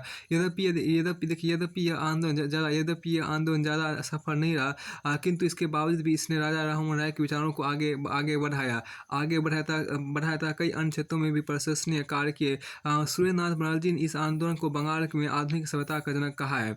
ईश्वरचंद्र विद्यासागर, हम देखें कि इस प्रसिद्ध विद्वान एवं समाज सुधारक ईश्वरचंद्र विद्यासागर के व्यक्तित्व में भारतीय एवं पाश्चात्य विचारों का सुंदर समन्वय था। वे ऐसे उच्च नैतिक मूल्यों में विश्वास करते थे जो मानवतावाद के प्रति समर्पित गरीबों के लिए उदार हो। 1850 में संस्कृत कॉलेज के प्रधानाचार्य बने। उन्होंने संस्कृत अध्ययन के लिए ब्राह्मणों के एकाधिकार को चुनौती दी तथा गैर ब्राह्मण जातियों को संस्कृत अध्ययन के लिए प्रोत्साहित किया। उन्होंने संस्कृत शिक्षा के परंपरागत स्वरूप को समाप्त किया तथा संस्कृत कॉलेज में अंग्रेजी शिक्षा का प्रबंध किया, जिससे कॉलेज में आधुनिक दृष्टिकोण का प्रसार हो सके। उन्होंने संस्कृत शिक्षा को नया रूप प्रदान किया और इसे पढ़ाने के लिए नई तकनीक विकसित की। उन्होंने संस्कृत पढ़ाने के लिए बांग्ला भाषा में वर्णमाला भी लिखी। विद्यासागर ने विधवा पुनर्विवाह के लिए एक सशक्त आंदोलन चलाया, जिसके फलस्वरूप सरकार ने विधवा पुनर्विवाह को कानूनी मान्यता प्रदान की। उन्होंने बहुपत्नी विवाह एवं बाल विवाह का भी कड़ा विरोध किया। उन्होंने स्त्री शिक्षा को प्रोत्साहन देने हेतु अथक प्रयत्न किए। वे कम से कम 35 बालिका विद्यालयों संबंध थे, जिनमें से कई स्कूल का संचार वे स्वयं अपने खर्चों से करते थे। 1849 में स्थापित बेथुन स्कूल के सचिव के रूप में उन्होंने भारत में स्त्रियों के लिए उच्च शिक्षा के क्षेत्र में महत्वपूर्ण कार्य किए। 1850 के दशक में स्त्री शिक्षा के क्षेत्र में चलाए गए सशक्त आंदोलन के फलस्वरूप कलकत्ता में बेथुन स्कूल की स्थापना हुई थी। यद्यपि इस आंदोलन ने अनेक कठिनाइयों का सामना किया। स्कूल के युवा छात्रों ने उनके विरुद्ध नारे लगाए था, उनका अपमान किया गया। कई अवसरों पर छात्रों के अभिभावकों के उनका सामाजिक बहिष्कार कई अवसरों पर छात्रों के अभिभावकों के उनका सामाजिक बहिष्कार भी किया। कई अवसरों पर छात्रों के अभिभावकों ने उनका सामाजिक बहिष्कार भी किया। कई अभिभावकों को मानना था कि स्त्रियों को पाश्चात्य एवं उच्च शिक्षा देने से वे पतियों को अपना गुलाम बना लेगी। फिर भी समाज सुधार के विभिन्न क्षेत्रों में ईश्वरचंद्र विद्यासागर का योगदान अविश्वसनीय रहा है। देखिए, बाल शास्त्री जाम्बेकर की बात करते हैं। बाल शास्त्री जाम्बेकर ने बॉम्बे में पत्रकारिता के माध्यम से समाज सुधार का मार्ग प्रशस्त हुआ। करके बाल शास्त्री जाम्बेकर का यहाँ पर आपको देखिए क्या बाल शास्त्री जाम्बेकर का बाल शास्त्री जाम्बेकर की बात आपको यहाँ पर उसका जो जीवन काल है वो 1812 से 1846 ईस्वी में आपको बाल शास्त्री जाम्बेकर जो आपको उसका जो जीवन काल है वो 1812 से 1846 ईस्वी तक रहा। उन्होंने ब्राह्मणवादी रूढ़िवादिता पर प्रहार किया और लोकप्रिय हिंदुत्ववाद के सुधार का प्रयास किया। उन्होंने 1832 में साप्ताहिक पत्र दर्पण का प्रकाशन प्रारंभ किया। मराठी पत्रकारिता के पिता के रूप में जानने वाले जाम्बेकर ने दर्पण का प्रयोग मराठी पत्रकारिता के पिता के रूप में जाने वाले जाम्बेकर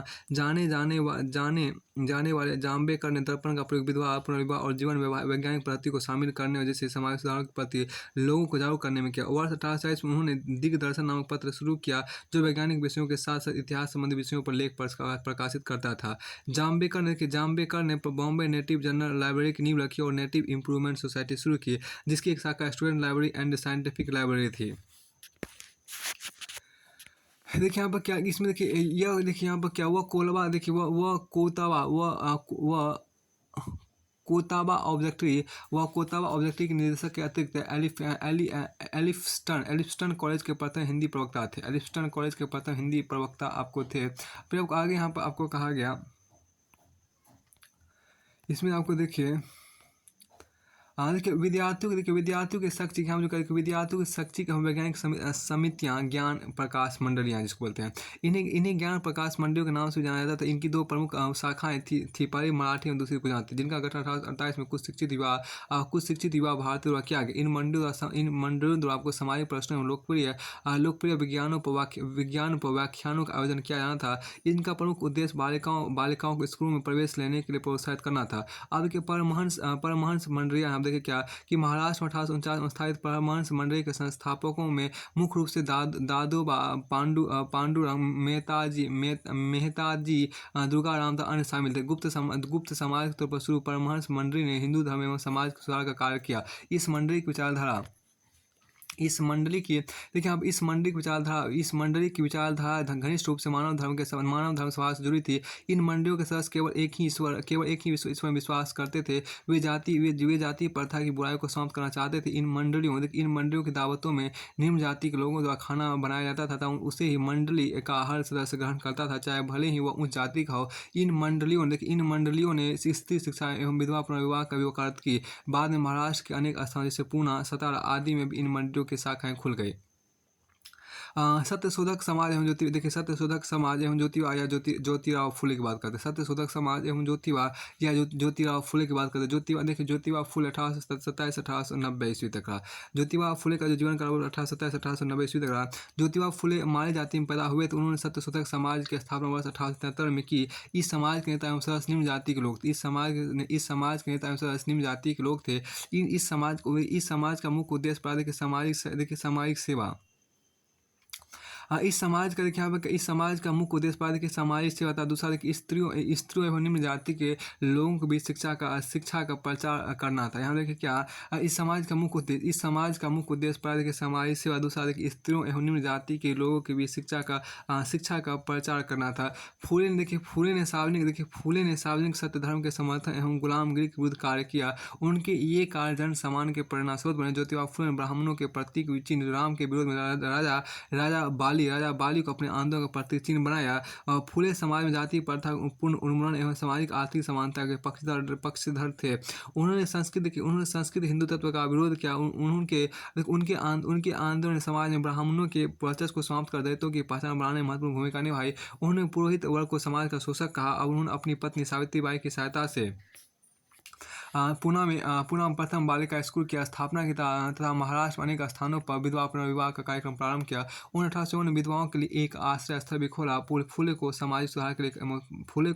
उनके सामाजिक सुधार के कार्यों के लिए महात्मा की उपाधि दी गई। फूले को उनके सामाजिक सुधार के कार्यक्रमों के लिए महात्मा की उपाधि दी गई। अब देखिए गोपाल हरि देशमुख या लोकहितवादी। देखिए गोपाल हरि देशमुख का जीवन का आपको 1892 ईस्वी तक रहा। गोपाल हरि देशमुख का जीवन का गोपाल हरि देशमुख महाराष्ट्र के एक महान समाज सुधारक और तर्कवादी थे। वे ब्रिटिश शासन के अधीन एक न्यायाधीश थे, लेकिन वे सामाजिक सुधार के मुद्दों पर लोकहितवादी के नाम से एक साप्ताहिक पत्रिका प्रभाकर में लिखते थे। इन्होंने तार्किक सिद्धांत तथा आधुनिक मानवतावादी धर्मनिरपेक्ष मूल्यों के आधार पर भारतीय समाज को पुनर्गठित करने की मांग की। उन्होंने हिंदू रूढ़िवादिता की आलोचना की तथा सामाजिक एवं धार्मिक समानता पर बल दिया। उन्होंने घोषणा की यदि कोई धर्म समाज सुधार की अनुमति नहीं देता तो उस धर्म को परिवर्तित कर देना चाहिए। उन्होंने हिंदू रूढ़िवादिता पर चोट की और सामाजिक तथा धार्मिक समानता का समर्थन किया। उन्होंने हितेचु नामक साप्ताहिक पत्रिका शुरू की और ज्ञान प्रकाश उन्होंने हितेचु नामक साप्ताहिक पत्रिका शुरू की और ज्ञान प्रकाश, हिंदू प्रकाश एवं लोकहितवादी नामक पीरियोडिकल्स की नींव डालने में अग्रणी भूमिका निभाई। अब देखिए गोपाल यहाँ पर क्या है कि गोपाल बाबा वलंकर ने छुआछूत और असमानता के विरुद्ध आवाज उठाई और दलितों के स्वाभिमान और अधिकारों की लड़ाई लड़ी। उन पर ज्योतिबा फुले का अत्यधिक प्रभाव था। मराठा सेना से सेवानिवृत्त होने के बाद उन्होंने 1888 में अस्पृश्य समाज को लक्षित कर प्रथम मासिक पत्रिका विटार विध्वंस प्रकाशित की। अछूतों के सुधार के उद्देश्य से अब देखिए अछूतों के सुधार के उद्देश्य से उन्होंने 1890 में महाराष्ट्र के रत्नागिरी जिले के दापोली में आना है। देखिए अछूतों के सुधार के उद्देश्य उन्होंने 1890 में महाराष्ट्र के रत्नागिरी जिले के दापोली में अनार्य दोष परिहारक मंडल की स्थापना की। देखिए किशन बनसोड़े की बात यहाँ पर की गई। देखिए किशन बनसोड़े की बात यहाँ पर की गई है।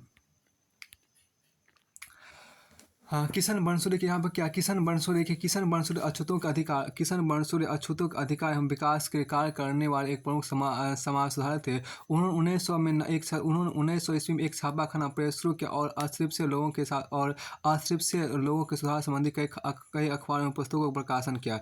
उन्होंने चोखा मेला की जीवनी प्रकाशित। उन्होंने मिल मजदूरों को शिक्षित एवं एकजुट करने के लिए 1918 में मजदूर पत्रिका प्रकाशित की। उन्होंने दलितों को शिक्षित होने अपने अधिकारों को लड़ने के लिए अभिप्रेरित करने हेतु 1901 में सन्मार्ग बोधक निराश्रित समाज की स्थापना की। उन्होंने 1907 में बालिकाओं के लिए एक विद्यालय स्थापित किया और बालकों के लिए बड़ी संख्या में छात्रावास शुरू किए। अब यहाँ देखिए क्या कि गोपाल गणेश अगरकर की बात यहाँ देखिए। गोपाल गणेश अगरकर का जीवन का 1856 से लेकर 1850 ईस्वी तक रहा। गोपाल गणेश अगरकर का जीवन का 1856 से लेकर 1850 ईस्वी तक रहा। गोपाल गणेश अगरकर महाराष्ट्र के एक शिक्षाविद और सामाजिक सुधारक थे। ये सशक्त मानवीय तर्कों के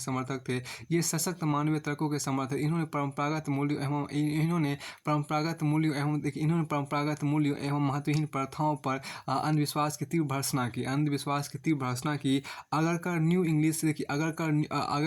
English school Deccan education society और फर्ग्यूसन कॉलेज के संस्थापक थे। वह फर्ग्यूसन कॉलेज के प्रधानाचार्य थे। वे लोकमान्य तिलक द्वारा शुरू किए गए जर्नल केसरी के प्रथम संपादक भी थे। बाद उन्होंने सुधारक नामक स्वयं का पीरियोडिकल शुरू किया जिसने अस्पृश्यता और जाति व्यवस्था के विरुद्ध आवाज़ बुलंद की। अब the servant of India society की बात यहाँ पर की गई है। यानी कि आपको the servant of India society देखिए the servant of India society का स्थापना 1905 में कांग्रेस राजवादी नेता गोपाल कृष्ण गोखले ने MG रांडे की सहायता से की थी। अब यहाँ पर गोपाल कृष्ण गोखले का जीवन 1866 से लेकर 1915 ईस्वी तक रहा। इसका उद्देश्य आपको राष्ट्रीय मिशनरियों को देश की सेवा के लिए प्रशिक्षित करना, देश सेवा के कार्य को संवैधानिक तरीके से संपन्न करने के लिए प्रोत्साहित करना था। लोगों को स्वार्थ रहित होकर धार्मिक भावना के साथ कार्य करने के तैयार करना था। 1911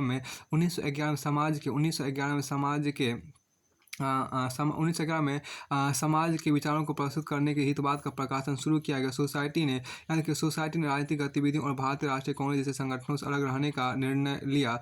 1915 में गोपाल कृष्ण गोखले की मृत्यु के पश्चात श्रीनिवास शास्त्री इनका अध्यक्ष पद संभाला। सोसाइटी अभी भी यद्यपि स्वीकृति आधार के होते हुए भारत के कई स्थलों पर काम कर रही थी। इसने कई स्थानों पर आदिवासी बालिकाओं के लिए आपको आश्रय सरीखे स्कूल और बर्बादी प्रदान करके शिक्षा के क्षेत्र में काम किया। अब के सोशल सर्विस रिंग की बात यहाँ पर की गई। सोशल सर्विस रिंग की स्थापना गोखले के समर्थक नारायण मल्लहार जोशी ने बम्बई में की। इसका उद्देश्य सभी लोगों को जीवन एवं कार्य की बेहतर दशा उपलब्ध कराना था। इस लीग ने कई स्कूल और पुस्तकालय एवं अध्ययन कक्षों नर्सरी कक्षाओं एवं सहकारी समितियों की स्थापना की। इसके कार्यकर्ता न्यायालयों के एजेंट के रूप में कार्य करते थे तथा गरीबों एवं अशिक्षित लोगों को न्याय दिलाने हेतु उनकी ओर से पैरवी करते थे। झुग्गी झोंपड़ी निवास करने वाले लोगों की सहायता, व्यायामशालाओं की स्थापना, नाट्य गृहों की स्थापना, जागरूकता बढ़ाने वाले कार्यक्रमों का मंच, स्वच्छता अभियान, चिकित्सा सहायता, युवा क्लबों की स्थापना, स्काउट सेवा दलों की स्थापना जैसे कार्य भी लीग द्वारा किए जाते थे। देखिए सोशल सर्विस लीग के संस्थापक नारायण मल्लहार जोशी ने ही आपको 1920 में अखिल भारतीय ट्रेड यूनियन कांग्रेस की स्थापना की। फिर आगे यहाँ पर है क्या, रामकृष्ण आंदोलन एवं स्वामी विवेकानंद। यहाँ देखिए बंगाल में रामकृष्ण आंदोलन एवं स्वामी विवेकानंद। देखिए बंगाल में ब्राह्मण समाज के प्रयत्नों से बौद्धिक वर्ग में एक नवीन चेतना जागृत हुई तथा वे आडम्बरपूर्ण रीति रिवाजों से हटकर भक्ति एवं योग जैसे मार्गों को अपनाने लगे। दक्षिणेश्वर कलकत्ता के काली मंदिर पुजारी रामकृष्ण परमहंस के उपदेशों ने रामकृष्ण आंदोलन की पृष्ठभूमि तैयार की। देखिए रामकृष्ण परमहंस का जीवन 1836 ईस्वी तक रहा। रामकृष्ण ने छोटी आयु में आध्यात्मिक प्रमाण की प्राप्ति कर ली। उन्होंने मौजूदा हिंदू आध्यात्मिक अनुभूति देखिए, अब उन्हें मौजूदा हिंदू आध्यात्मिक अनुभूति की उच्चतम अवस्था प्राप्त करने का सौभाग्य प्राप्त हुई। उन्होंने पुस्तक नहीं लिखी, लेकिन उनके मौखिक वाक्य, उनकी शिक्षाएँ समझ आने लगी। उन्होंने चिंतन, संन्यास एवं भक्ति के परंपरागत तरीकों से धार्मिक मुक्ति प्राप्त करने का प्रयत्न किया। उन्होंने इस बात पर जोर दिया कि ईश्वर और धार्मिक मुक्ति पाने के कई मार्ग हैं। उन्होंने इस बात पर जोर दिया कि ईश्वर और धार्मिक मुक्ति पाने के कई मार्ग हैं। हाँ, इन मार्गों में सबसे श्रेष्ठ मार्ग मानव सेवा है, क्योंकि मानव ईश्वर का मूर्त रूप है। इसलिए मानव सेवा है ईश्वर की सच्ची सेवा। उन्होंने अपनी नम्रता, मानवता और आध्यात्मिकता के द्वारा कलकत्ता विश्वविद्यालय के अनेक विद्यार्थियों को प्रभावित किया। इन्हीं विद्यार्थियों में से एक का नाम था नरेंद्र दत्त था, जो आगे चलकर विवेकानंद के नाम से विख्यात हुआ। हाँ, रामकृष्ण परमहंस ने परमहंस मठ की स्थापना की। उन्होंने ध्यान एवं भक्ति को पाश्चात्यकरण एवं आधुनिकीकरण के समृद्ध प्रयोग के रूप में ईश्वरोपासना का उपाय बताया। उन्होंने कहा सभी धर्मों का आधार एक ही है, राम, हरि, यीशु, अल्लाह, सभी एक ही ईश्वर का अलग अलग नाम है तथा विभिन्न धर्मों में ईश्वर को पाने के तरीके भिन्न भिन्न है, लेकिन उद्देश्य एक ही है। 1886 में रामकृष्ण परमहंस की मृत्यु हो गई। देखिए, स्वामी विवेकानंद का जन्म 1862 में आपको हुआ। स्वामी विवेकानंद आध्यात्मिक जिज्ञासा के कारण रामकृष्ण परमहंस के संपर्क में आया था, उनके शिष्य बन गए। इन्होंने रामकृष्ण परमहंस के उपदेशों को लोगों के बीच प्रचारित किया था तथा इन्हें तत्कालीन भारतीय समाज के भारतीय समाज के अनुरूप ज़्यादा प्रासंगिक बनाने का प्रयास किया। वे नव हिंदूवाद के उपदेशक के रूप में उभरे। विवेकानंद ने रामकृष्ण परमहंस की शिक्षा एवं उपदेशों को प्रचारित करने के लिए 1897 में रामकृष्ण मिशन की स्थापना की। रामकृष्ण की शिक्षा उपनिषद एवं गीतों के दर्शन तथा बुद्ध एवं यीशु के उपदेशों का आधार बनाकर विवेकानंद ने विश्व को मानव मूल्यों की शिक्षा दी। उन्होंने सामाजिक कर्म पर जोर दिया था और कहा कि अगर ज्ञान के साथ जिस वास्तविक संसार में हम रहते हैं उसमें कर्म ना किया जाए तो ज्ञान निरर्थक है। विवेकानंद ने सर्वप्रथम विवेकानंद आपको सर्वधर्म समभाव की घोषणा की और धार्मिक मामलों में हर प्रकार की संकीर्णता की निंदा की। 1858 उन्होंने लिखा, हमारी मातृभूमि के लिए विश्व के दो महान धर्मों हिंदू और मुस्लिम की प्रणालियों का संगम ही एकमात्र आशा है। उन्होंने हिंदू धर्म के पृथकवादी सिद्धांत की आलोचना की तथा उसके मुझे मत छुओ के आदर्श को उसकी एक बड़ी भूल बताया। साधारण जनता के दुख एवं कठिनाइयों से परिचित होने को उन्होंने पूरे देश की यात्रा के तहत कहा, जिस एक मात्र ईश्वर पर मैं विश्वास करता हूँ वह मेरा ईश्वर सब देशों का दुखी, पीड़ित और दरिद्र जन है। उनके अनुसार किसी भूखे को धार्मिक उपदेश देना ईश्वर का अपमान करने जैसा है। उन्होंने देशवासियों स्वतंत्रता, समानता एवं स्वतंत्र सोच धारण करने की अपील की।